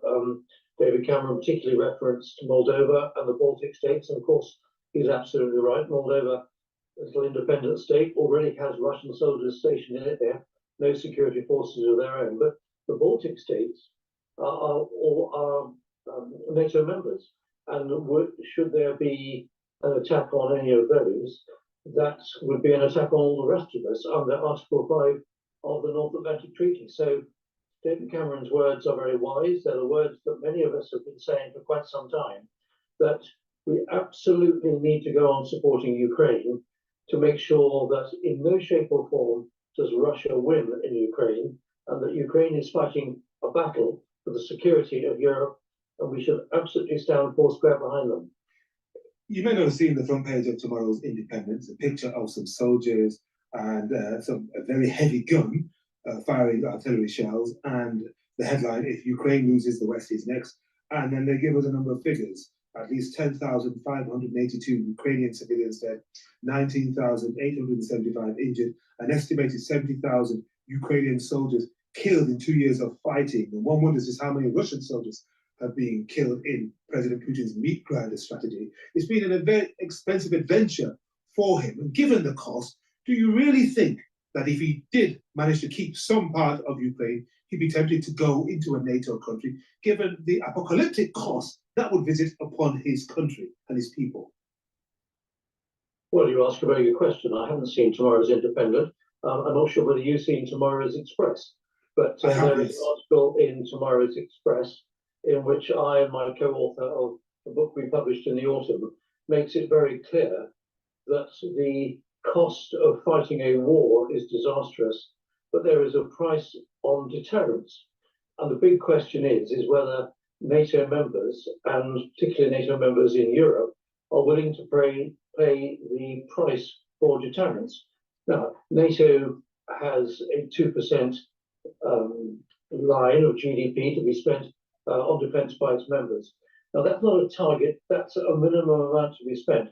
But frankly, it's not enough to spend that amount on our defence to deter an aggressive country under the leadership of Vladimir Putin from our own security. So we've got to get really real. We've got to get grown up about this. While Vladimir Putin is leading a very aggressive Russia, we should be fearful for our own security in Europe, notwithstanding other threats. When you build your online store with GoDaddy, it's easy to sell everywhere your customers shop. Notwithstanding other threats more widely across the world. Looking at the front page of the Telegraph, Britain to spend £250 million on artillery shells for Ukraine, and Ben Wallace, somebody who you'll know, the former Defence Secretary, calling on BAE Systems to step up operations at its Sunderland factory, producing 155mm shells. And then we've got Ukraine's Foreign Minister Dmytro Kuleba warning EU counterparts this week his armed forces would need 2.5 million artillery shells in 2024. To what extent would European and allied leaders be more keen and less fatigued if they felt Ukraine was making more progress than they have done thus far since the much vaunted counteroffensive last year? Henry, don't criticise their counteroffensive. Not criticising them, but I'm just talking about. Don't criticise their counteroffensive. Yeah. Criticise, if you will, the speed and enthusiasm by which NATO and Western countries were prepared to give them the equipment and the ammunition that they needed in the early part of last year. While we were dithering about whether we'd give them F-16s, Challenger 2s, Leopard 2s, the Russians weren't sitting on their backsides doing nothing. They were developing really comprehensive, deep and lengthy lines of defense. So when it came eventually to the point when the Ukrainians were prepared to launch their counteroffensive, they were launching themselves against really well-prepared defensive positions. It's not surprising they found it difficult to get through. So we've got to get realistic about this. Now, you mentioned the supply of artillery ammunition. It is a fact today that Russian ammunition factories are working 24/7 on 3 shifts around the clock. Question: how many ammunition factories do we have in this country, and what sort of shift regime are they on? We are not taking this seriously. Now, here's an historical fact, just very briefly. We had an aggressor in the 1930s, Hitler, and we chose to appease him until far too late do we begin to rearm. In this country, in 1935, we spent less than 3% of GDP on defense. In 1939, appeasement having failed, that shot up to 18%. In 1940, when we were fighting for our very survival, it was 46%. That's the disastrous cost of fighting a war. What price deterrence? Actually, currently, spending 2.3% of our GDP on defense is not giving us the deterrent contribution that we need. It should be 3, 4, or 5%, as it was in the Cold War. We're joking with ourselves if we think actually we're serious about facing down Vladimir Putin. This is a serious moment in our history, and whether we've got a general election coming up and social issues at home, health, education, all the rest of it are important. This is a really serious matter, and our politicians better blooming well wake up. And when you criticise our politicians, are you talking about UK politicians or politicians across Western Europe and indeed NATO leaders? I'm wondering where we are in the league table of support for Ukraine when you look at our colleagues, counterparts, partners in the EU and NATO. Boris Johnson claimed we were leading. Looking at the 2% figure, which NATO wants its members to spend, only 10 or 11 or maybe now 12 have reached that figure. Big countries like France and Germany are still below that figure. Now, we are above it at about 2.3%, but then actually you include creative gap accounting, things like pensions, like my pension being added into that, which actually I'm afraid I add nothing to military capability today. But we've got to get serious about it. Our defence budget is around about £50 billion a year. we're priding ourselves in this country that we have given Ukraine just under 5 billion over the last 2 years. Well, we've given them 5 billion. We're spending 50 billion a year. We're spending 180, 190 on health and social security. Just where are the priorities and what is serious and what really matters? Frankly, our politicians are kidding themselves if they're looking after the wider interests of this country and the wider interests of the security of Europe. We know how unpopular support for Ukraine is among some Republican factions on Capitol Hill. What about here? How ready would people be to see an increase in taxes in order to boost the defense budget, particularly if it was to help fund the Ukrainian war effort? Generosity towards the refugees from Ukraine notwithstanding. I mean, the big thing here is we're not just being generous in terms of overseas aid to Ukraine. What we actually absolutely have to understand, and our politicians and our media, and I say again, and our media, has to get the message across to our people that the security of Western Europe is being fought for by the people of Ukraine at the present moment. And if they fail, we then stand in a very, very perilous position with an aggressive Russia. If Russia was to push through Belarus to Lithuania to the Kaliningrad pocket, that's actually an attack on the rest of NATO. That's violated Article 5 of the North Atlantic Treaty. We are in a very serious position. So supporting Ukraine is not just a nice thing to do with our spare cash.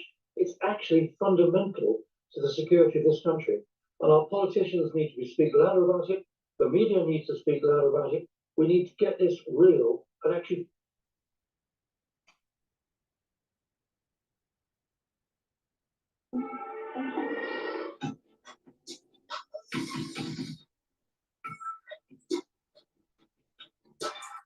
We need to get this real and actually focus on it. This is a late 1930s moment. And if we don't react to it, we're doomed not to learn the lessons of history. And Lord Dante, can we pivot from what's happening in Ukraine to what's happening in Gaza and, of course, Israel? Because it's not just Ukraine that says it's on the front line defending Western values. Israel says the same thing about its battle with Hamas in Gaza. When you look at the Israeli defense strategy and the plan outlined today by the Prime Minister Benjamin Netanyahu for Israel to remain in Gaza as part of a long-term security settlement, what do you make of that?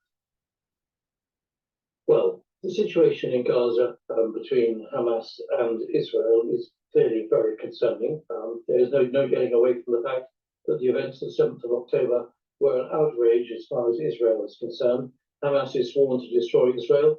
Israel has the absolute right, guaranteed by the international community, to exist. The big issue, and this is the difficult issue, is that within what we understand as the just war concept, there are two issues. Is it right to fight? And are they fighting right? Well, yes, of course, Israel is right to fight, but are they fighting right? Well, with 29,000 Gazan citizens killed in the last 4 months, that's an horrific number of people. So inevitably, popular opinion has swung and is swinging further against Israel. But I can put this back in the wider conversation that we were having. As concerning as the issues in the Middle East are, frankly, it's up to Iran to dial this up or dial this down. Iran supports Hamas, Hezbollah, the Houthis, but does Iran really want a war with America and a war with the West? No, it doesn't. So I'm less concerned about what's going on in the Middle East. I'm less concerned about threats by China to Taiwan. But what really keeps me awake, if I choose to stay awake at night, is what's going on between Russia and Ukraine, because that's in the interests of all of us here in Western Europe. And how appalled are you by the prospect of a President Trump 2.0 from January 20th or whatever, 2025? The former Prime Minister Liz Truss would be cock-a-hoop, but how would you respond? Well, I know Liz Truss is a fellow resident of Norfolk, but I'm afraid I don't share her views on that. I would hope very much that the American judicial system, with so many civil and criminal charges out against Donald Trump, will actually have debarred him from being a presidential candidate come November. I think the prospect of having him back in the White House is an appalling prospect, and one that I don't look forward to one little bit.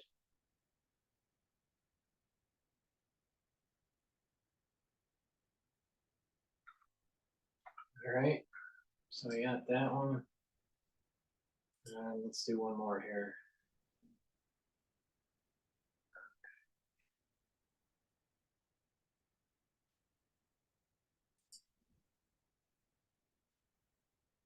This one is Russia unleashes its strategic weapons to push NATO back to Ukraine, back in Ukraine. Hello and welcome to this edition of World at War. My name is Mohammed Saleh. The 2 years of the Russia-Ukraine war has changed the security calculus of Europe. And Moscow has used the Ukrainian battlefield to test out some of its most advanced weapon systems.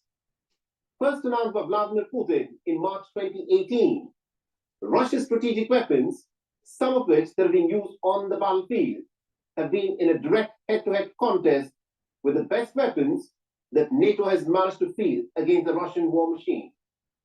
In the last 2 years, the fortunes on the battlefield have swung on more than one occasion. Russia's invasion of Ukraine was originally meant to be over in 3 days, but it has now entered into its 3rd year. The geopolitical realities on the ground have also changed. Ukraine is increasingly fighting without Western military assistance. There are loud promises that the NATO military alliance would not let Ukraine sink. And the other reason why military assistance from the United States is stopped is due to internal politics in the United States. More than any other reason, wars on the battlefield are decided on the basis of technological superiority. And it is here that Russia appears to have gained the upper hand. Our next report gets you the details.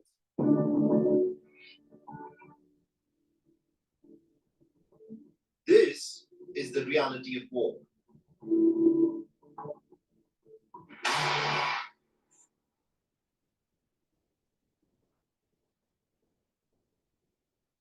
For leaders who sit in air-conditioned rooms and make loud statements, this is the desperate struggle of the battlefield. Survive longer than your enemy. This dramatic footage that was released by the Ukrainian Defense Ministry shows a convoy of Russian tanks being ambushed and destroyed on the battlefield. But this video depicts just one incident of the battlefield, as the larger picture of the war that is playing out at the moment for Ukraine is very different. This is the scale of the devastation that has been wreaked on Ukraine. City after Ukrainian city, town after town, has been depopulated, and the buildings here reduced to empty, burnt-out sheds. Can you imagine what this Ukrainian city must have looked like before the onslaught by the Russians? In the city of Avdiivka, that was most recently captured by Moscow, the Russian soldiers are carrying out mopping operations.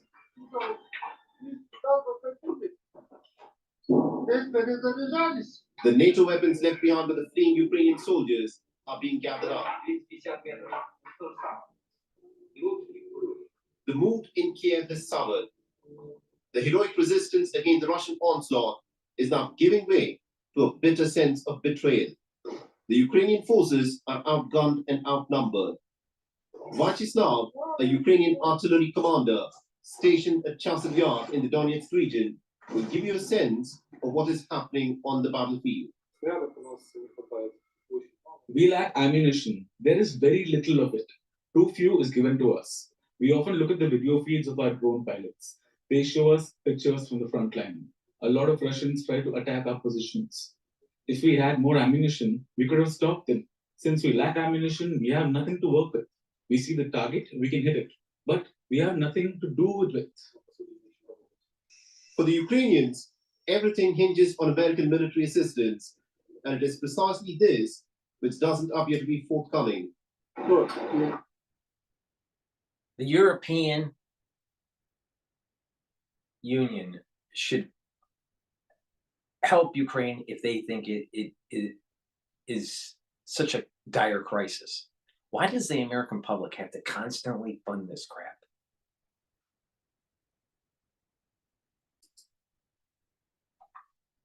people fought so bravely and heroically.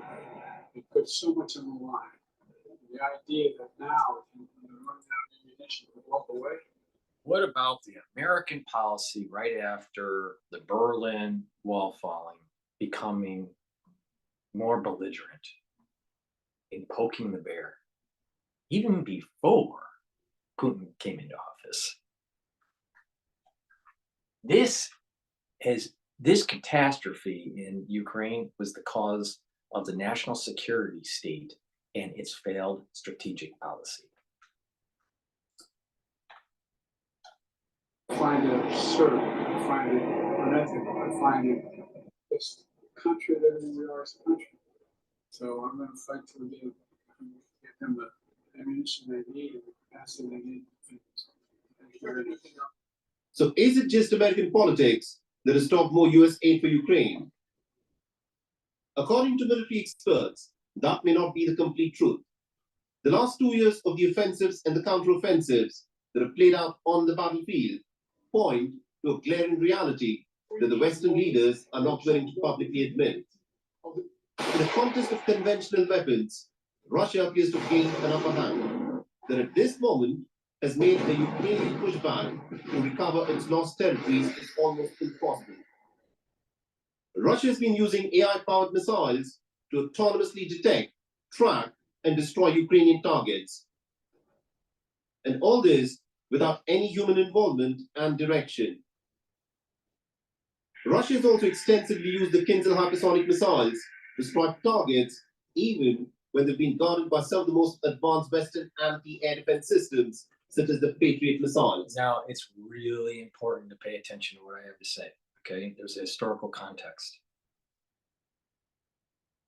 During the American Civil War in 1861 to 1864, during that period of time, there was something called the Gatling gun that was invented.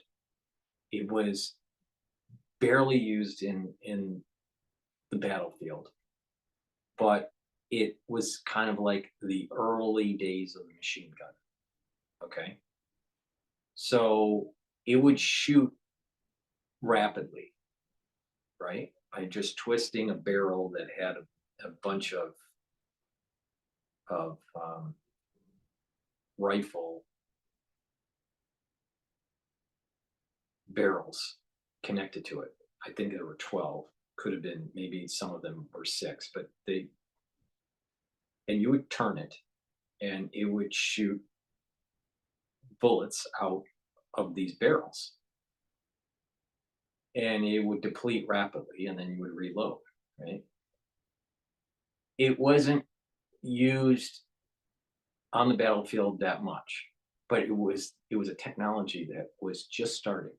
Another thing that was just starting was longer term trench warfare, where a side would start to dig in and it was hard to break the line, right? That was near the tail end of the war, all right? And these cannons became larger, all right, to be able to break through defenses, all right, and to help protect certain regions. So it was offensive and defensive capability with these larger cannons. This is all happening around 18 near the tail end, so around 1863 and 1864. Okay. The echo of the machine gun and trench warfare was in the Civil War, but wasn't heavily implemented because of just the dynamics that were happening at the time. Fast forward from 1864 all the way to 1914, World War I, and now you have really mechanized warfare. Everything is machine gun, right? And it's trench warfare. And it was a bloodbath during World War I. So the point that I'm making here is that each war, what comes out of it is a technology that may have not been heavily used in the era that it emerged from. But what will happen is that it will be implemented in the era of the next big conflict. The Gatling gun wasn't really used that much in the Civil War, but the machine gun was used heavily in World War I, is my point. Airplanes were used a little bit in World War I, right? But it was heavily used in World War II. Tanks started in World War I and were heavily used in World War II. There was a submarine that was not very functional during even the Civil War. But submarines start to become an important feature in World War I, and especially in World War II, because of the improvement of the technology. And so we emerged out of the Middle Eastern War, right after post 9/11. We emerged out of that, and now we have drone warfare and autonomous warfare, better smart bombs. All right. And that is the technology that's going into World War III. Okay. And maybe even tactical nukes, right? Which is the tail end of World War I. Or I'm sorry, the tail end of World War II, where we have the nuclear age. Right. So right at, near the tail end of World War II, we have the nuclear age. And that can be part of World War III. All right. So, but there was so much destruction that could be had with nuclear war that it led to certain types of strategic policies where there was this Cold War. All right. It didn't turn hot. And in some areas there were proxy wars, but it didn't end up with a nuclear detonation, all right, during the Cold War. So on the battlefield, right, that we know. So the whole point here is that there's a technology that emerges from an era that goes into the next war era, and that will be a heavily used technology. So in World War III, this drone warfare is going to be really, really big. All right. And autonomous and AI and all this stuff, right? And so we are now moving towards an era where a lot of things can happen very rapidly. And you don't have kind of that human discernment that may be important to de-escalate situation. All right, so just keep that in mind.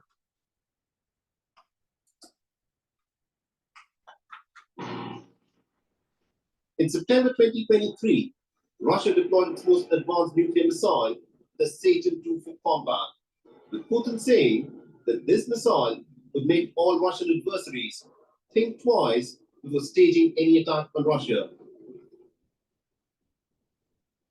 On the 13th of February this year, Russia used its Zircon hypersonic missile for a strike on Kiev.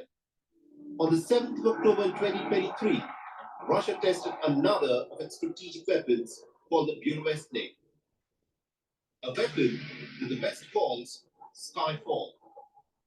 This is a type of a missile that the West simply does not have. This is not just a cruise missile that can carry a nuclear warhead, but instead is a cruise missile that uses atomic energy for its propulsion and that can also deliver a nuclear payload. This video released by the Russian Defense Ministry from the testing site of the new weapon system will give you a glimpse of what this new missile is capable of. Another strategic weapon that Russia is currently developing is a nuclear-powered, nuclear-armed underwater vehicle that can trigger nuclear tsunamis which can devastate entire coastlines. Called the Poseidon, the West is nothing that is remotely analogous to this. So while the West, on the second anniversary of the Ukraine war, is scrambling to put together enough resources to back Ukraine, Vladimir Putin was busy showing off. Now, do you understand why I said that the national security state is dangerous? Now, do you see it? And the reason why we need to kill it?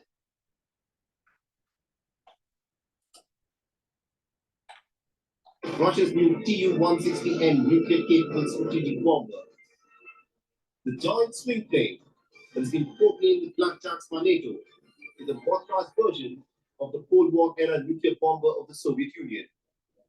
If you want peace, then prepare for war is a military maxim that was put forth by the 4th century Roman military expert Flavius Vegetius Renatus. And Russia under Putin appears to be busy building its next generation of weapons, while the West has little clarity on its strategy on how to proceed in the Ukraine war.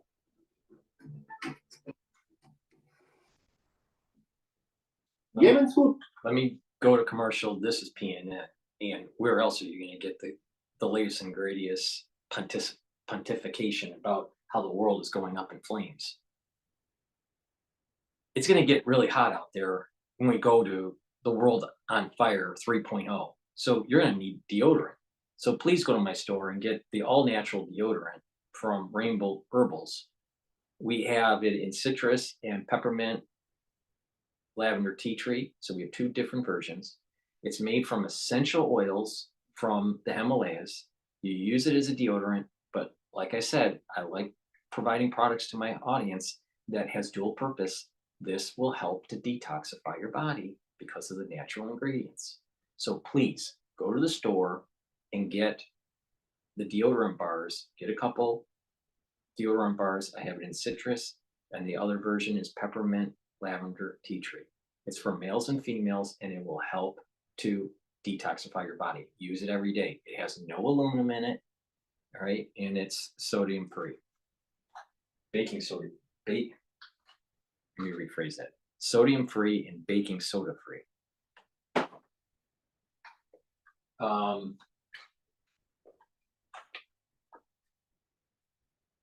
I have structural nano silver soaps.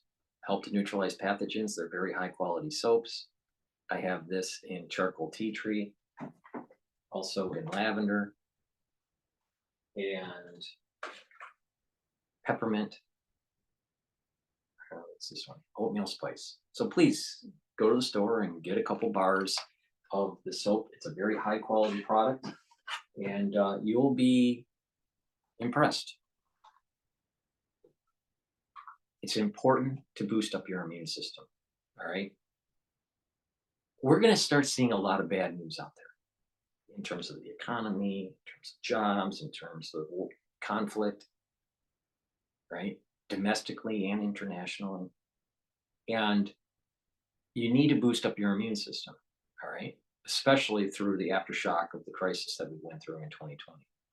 A good way to do that is to get magnesium and zinc supplements from my store, the-studio-reykjavik.com. Link is in the description of this video. And boost up your immune system. Take magnesium and zinc every day. If you're not feeling well, take a double dose.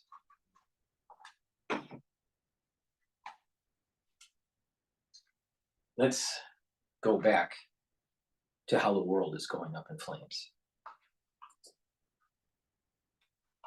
Announced on the 22nd of February that they are banning vessels linked to Israel, the United States, and the United Kingdom from the Red Sea, the Gulf of Aden, and the Arabian Sea. To this effect, formal notices of the ban were sent by Houthis Humanitarian Operations Coordination Center to shipping insurers and firms operating in the region. In addition to this, they also pledged to use submarine drones against US ships, continuing and further escalating their attacks amidst the Israel-Gaza war. On the 19th of February, an American MQ-9 Reaper drone was shot down by the Houthis using a surface-to-air missile. Now, this is the second instance of an MQ-9 Reaper drone being shot down by the Houthis since the Israel-Gaza war erupted on the 7th of October. So how potent is the threat posed by the Houthis? And who is supplying the Houthis with such sophisticated weaponry? Our next point gets you the details. Following the start of the Israel-Hamas war in the Gaza Strip last October, Iran-aligned Houthis started firing drones and missiles towards Israel, most of which were intercepted. Changing tactics in November, they started targeting Israeli flagged or operated ships heading to the Israeli ports. Consequently, several shipping companies redirected their vessels around the southern tip of Africa, adding a further 3,000 to 3,500 nautical miles to their journeys, further delaying delivery times and incurring more costs. Almost 15% of global seaborne trade usually passes through the shortest shipping route between Europe and Asia. In response, the US and UK have carried out multiple rounds of airstrikes on the Houthi targets in Yemen.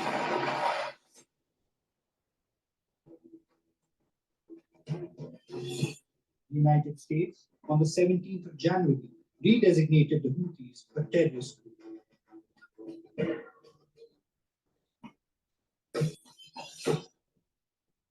But the Houthis have remained defiant and the attacks on vessels have persisted. The attacks, Houthis say, are in solidarity with the Palestinians and in response to Israel's military operations in Gaza, which have killed almost 30,000 Gazans in 4 months. On Thursday, in 2 notices issued by the Houthis, they outlined a formalized ban in the Red Sea, the Gulf of Aden, and the unconventional warfare from Iran will kill millions of people. So 30,000 is a lot less than millions. It's time to get the job done before we kick the can down the road and unconventional warfare really takes hold.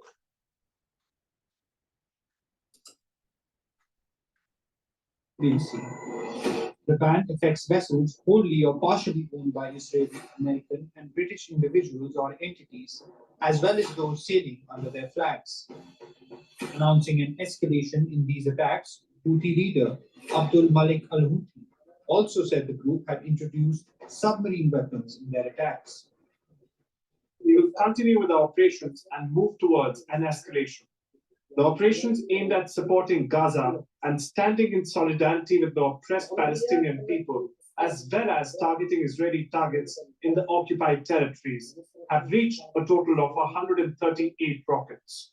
The supporting track for Gaza and operations in the Red Sea, Arabian Sea, Gulf of Aden, and the Bab el-Mandeb Strait are also ongoing.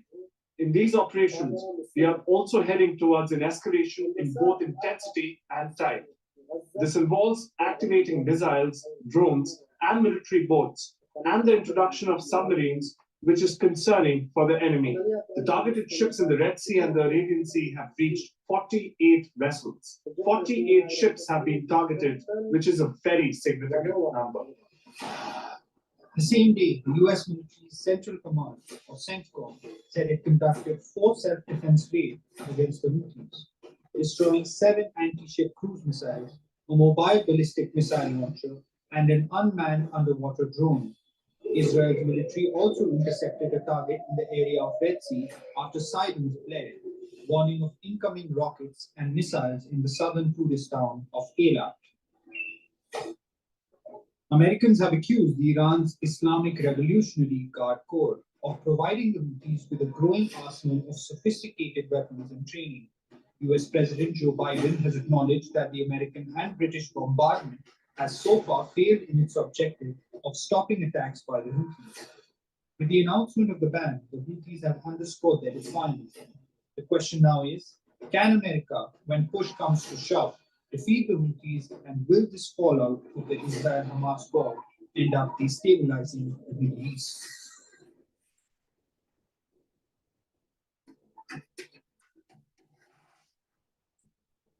On the 20th of February. The reason why the nuclear fueled rocket, all right, not just a nuclear payload, but a nuclear fueled rocket, is so problematic to the American defense system is that it will be able to move around, all right, and be in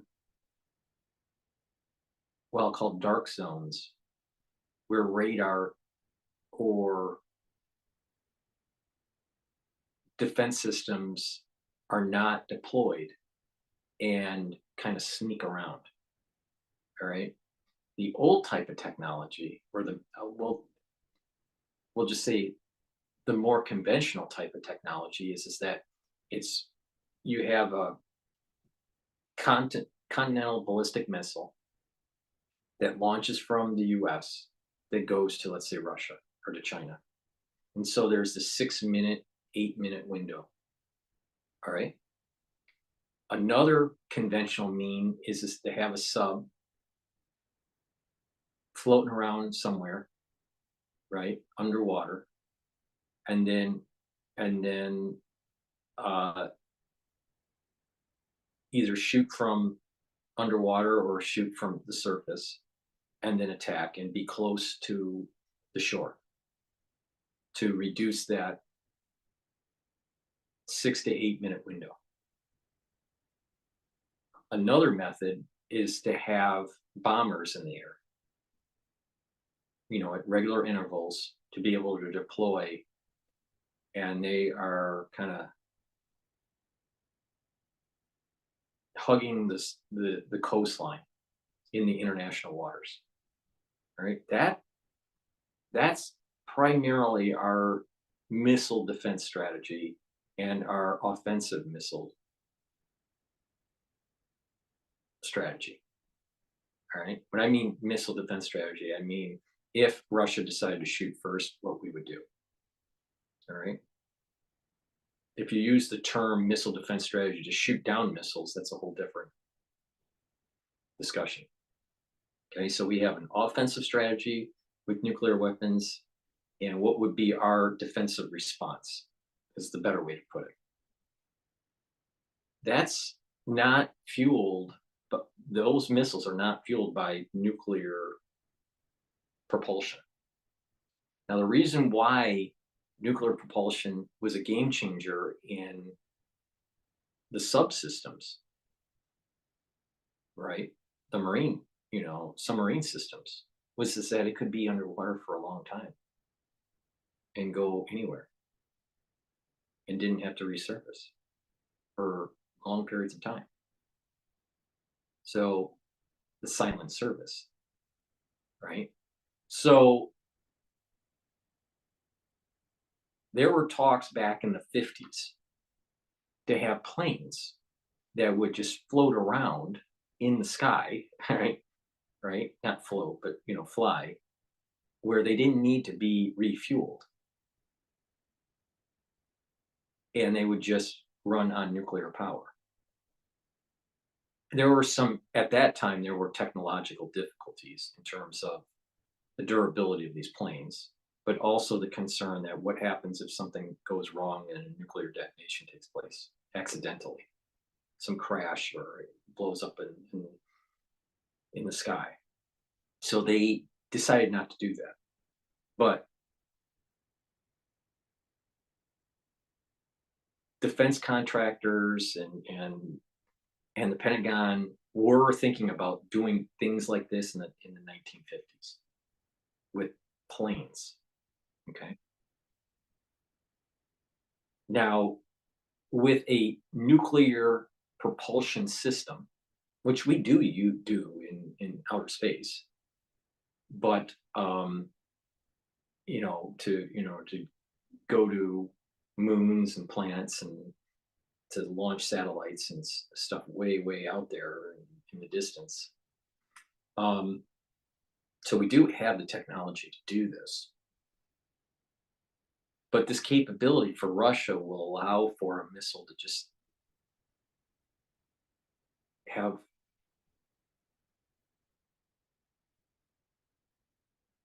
a lot of energy to kind of just float around, right? The problem comes in is what happens when an accident happens. All right. And for this missile to be, there's two ways this can be used.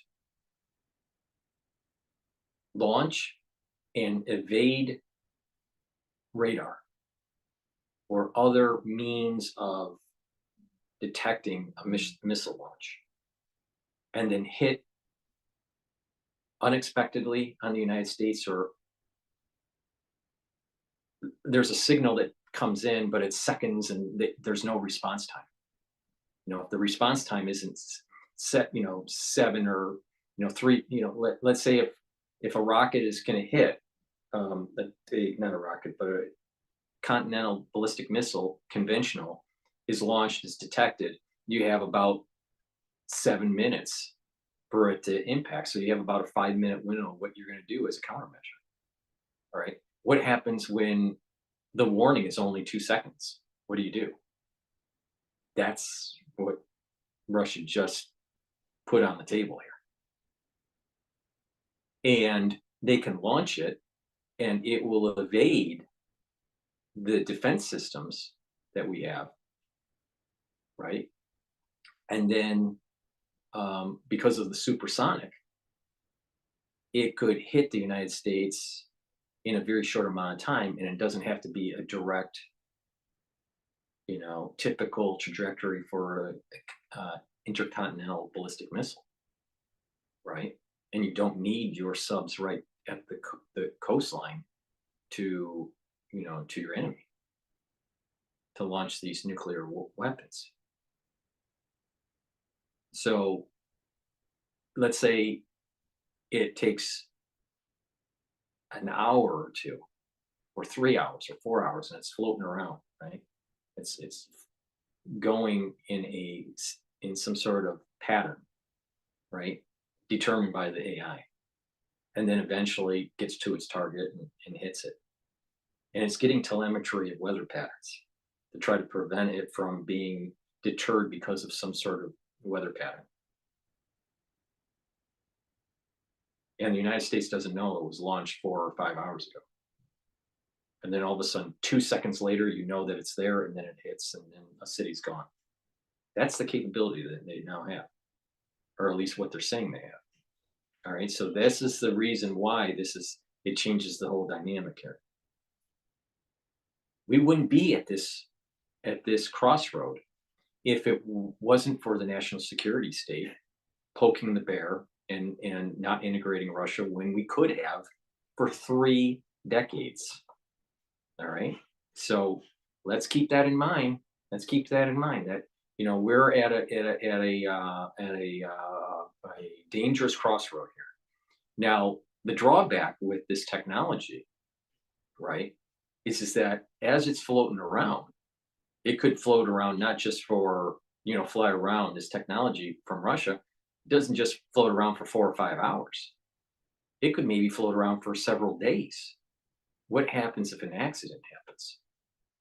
It blows up in the air or has some problem with its weather telemetry and it tries to evade the weather, but it blows off course or whatever and blows up or hits a country that it wasn't supposed to. And we have a nuclear detonation, quote, by accident. So there's and that was part of the reason why the United States didn't want to use these bombers, these large bombers that were holding nuclear weapons, using nuclear power engines. So it's going to be scary times. The United Nations Security Council convened for an emergency meeting. The agenda of the meeting was the rapidly deteriorating security situation in Eastern Democratic Republic of Congo. The fighting between the government forces and the M23 rebels is intensified. At the meeting, the United States issued a warning to both Rwanda and the Democratic Republic of Congo that they must walk back from the brink of war. Kinshasa, the United Nations, and the Western nations have said that Kigali is actually supporting the rebels in a bid to control the vast mineral resources in the region, a charge that's been refuted by Kigali. Our next report gets you all the details. The Democratic Republic of the Congo, formerly known as Zaire, is Africa's second largest country. The rich and valuable mineral resources, it ranks among the 5 poorest nations in the world. Compounding the problem for the impoverished nation is the insurgency in its east, which it has been battling for decades. It is estimated that more than 120 rebel groups are fighting with national armed forces for power, land, and valuable mineral resources. Preeminent among these is M23, a largely Tutsi rebel group linked with the neighboring Rwanda, though Kigali has repeatedly denied the charge. After several months of relative calm, intense fighting resumed last month around the city of Goma, the capital of the North Kivu province. At least 35 people have been killed and hundreds wounded in these clashes. Desperate civilians on foot, on motorbikes, or in cars moved from the towns and villages around Goma to take refuge in the city. Thousands of civilians have been caught in the crossfire and are in urgent need of humanitarian assistance. On Tuesday, UN humanitarian agencies issued an appeal for financial aid to address the grave food insecurity situation. So in terms of financing, as I said, we are asking for 2.6 billion, and this is to provide what we call multi-sectoral assistance to 8.7 million people. The first ticket item on the list is food security because of that mega food insecurity situation in the conflict zone of the DRC. So 1.2 billion out of the 2.6 is going to food security. More than 1 million people are now in and around Goma after fleeing the fighting. The Congolese president, Felix Tshisekedi, who was re-elected in December, has struggled to bring an end to the cycle of violence despite his promises. Strongly condemning the escalating violence, the United States asked the M23 backers in Rwanda to remove sophisticated surface-to-air missiles that are threatening lives in the Congo's east. And in a stern warning, the United States urged both parties to explore the path of regional diplomatic efforts for lasting peace. Rwanda and the DRC must walk back from the brink of war. Parties to the conflict and regional actors should immediately resume the Nairobi and Rwanda processes. These regional diplomatic efforts, not military conflict, are the only path toward a negotiated solution and sustainable peace. Will Rwanda pay heed to these warnings and end all support for M23 rebels and pull its troops from Democratic Republic of Congo? Well, millions of lives are at stake and dependent on Rwanda's next move.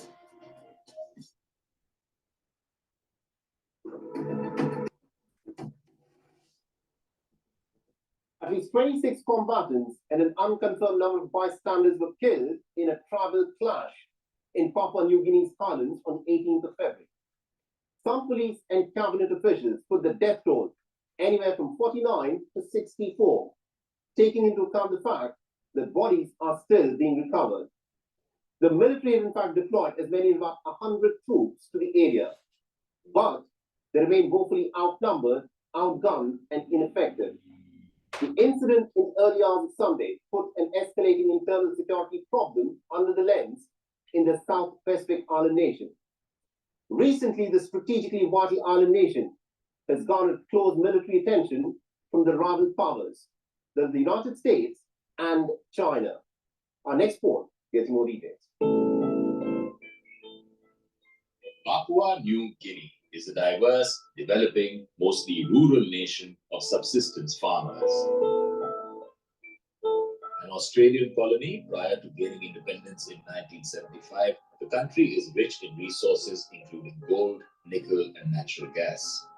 As many as 839 languages are known to exist here, making it one of the most linguistically diverse nations in the world. Strategically significant, it is the most populous nation in South Pacific after Australia, with about 10 million people. Historically, however, it has struggled to contain escalating tribal violence and civil unrest in remote regions. Tribal warfare in Papua New Guinea's highlands is a centuries-old affair, which again came to the fore on the 8th. Now, I know some people would disagree with me, but I'm going to say something that may be very profound to some. Perhaps the Georgia Guidestones were warning us about what the solution is after we go through the World on Fire 3.0.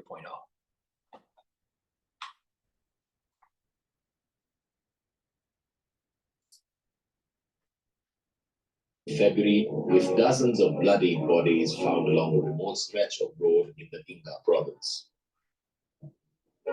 Prime Minister James Marape expressed deep concern and called on warring tribes to lay down their arms. Great concern for what is happening in Inga province. To lose one life, let alone many lives, does not evade our consciousness and our concern. As Prime Minister, I'm deeply moved by this. I'm very, very concerned. I'm very, very angry. I want to relate to youths who are holding guns up there. People outside who are sponsoring this, I will not be there to answer to you when you either die or when you face police and you respond to the rule of law. Reportedly, a tribe, their allies, and mercenaries were on their way to attack a neighboring tribe when they were ambushed early Sunday morning. The incident occurred near the village of Wape Namada, which is about 600 kilometers northwest of the capital, Port Moresby. Police said the gunman had used a veritable armory, including SLR, AK-47, M4, AR-15, and M16 rifles, as well as pump-action shotguns and homemade firearms. Of late, automatic weapons and an influx of mercenaries have made these clashes between clans a far more deadly affair. How prepared are the police and security officials in Papua New Guinea to tackle these challenges? Government don't take joy in lawlessness. Every moment, life is being lost, lawlessness happening in the country, it causes grief to government. There'll be a time when police capacity will step up.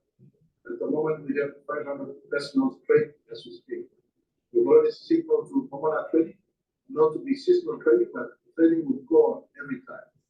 Every time, and police discipline requires that some go out, the officers come in. Last month as well, on the 10th of January, the island nation had descended into lawlessness. So you're seeing all the crazy stuff that's going on in Africa and Indonesia and all. With a festering pay dispute. At least 15 people were killed in riots in the two biggest cities of Port Moresby and Lae as the crowds looted and burned shops. The scale of destruction was unprecedented in the past 50 years, with local newspapers dubbing it as the city's darkest day. Two major incidents in two successive months have highlighted the nation's huge internal security issues. It would be interesting to see how the island nation, located in a strategically significant part of South Pacific, deals with these challenges at a time when it is being courted by the United States, its ally Australia, and China seeking closer ties.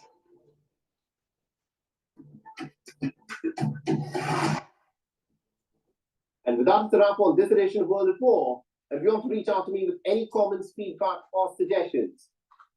So that's my coverage for the news and how the world is on flames 3.0. Dante's Inferno versus Detente. So please make sure that you go to my store, the-studio-reykjavik.com, get the great products that I offer to improve your health. You can purchase ebooks that I have published over the years. You can also get this new product that I have that you can start learning about how the body works by listening to my lectures and studying the PowerPoints that I create. I have created a module. It's a pulmonology module where you learn about the lung system in detail. There's 22 lectures with downloadable PDFs.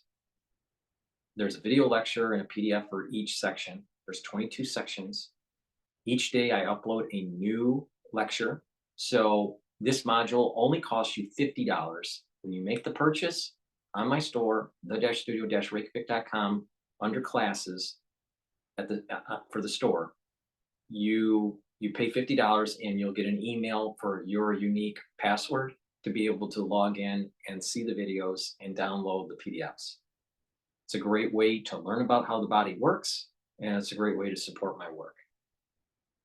In addition, if you would like to support through donations, you can donate through Stripe, PayPal, or Buy Me a Coffee. The links are on my homepage at the very bottom of the-studio-reykjavik.com. Link is in the description of this video. The international audience, they want to help support. You can support many different ways, through donations and through purchasing the ebooks or purchasing the medical modules that I'm publishing. In addition, you can also join my Patreon channel for membership, and there's different tiers, and the different tier groups do get some access to the pulmonary module, depending on which tier that you sign up for. If you're just tier 1, you get the videos like this, and you won't have access to the pulmonary module. But if you get the tier 2, tier 3, and tier 4, you'll have different accesses to the pulmonary module videos. With that said, thank you for listening. Thank you for supporting my work. Make sure you subscribe to all 6 of my channels, 3 channels on YouTube, Brighteon, Bitchute, and Rumble. I am heavily censored on YouTube, so it's very important to subscribe to all 6 channels. Thank you for listening and have a nice day.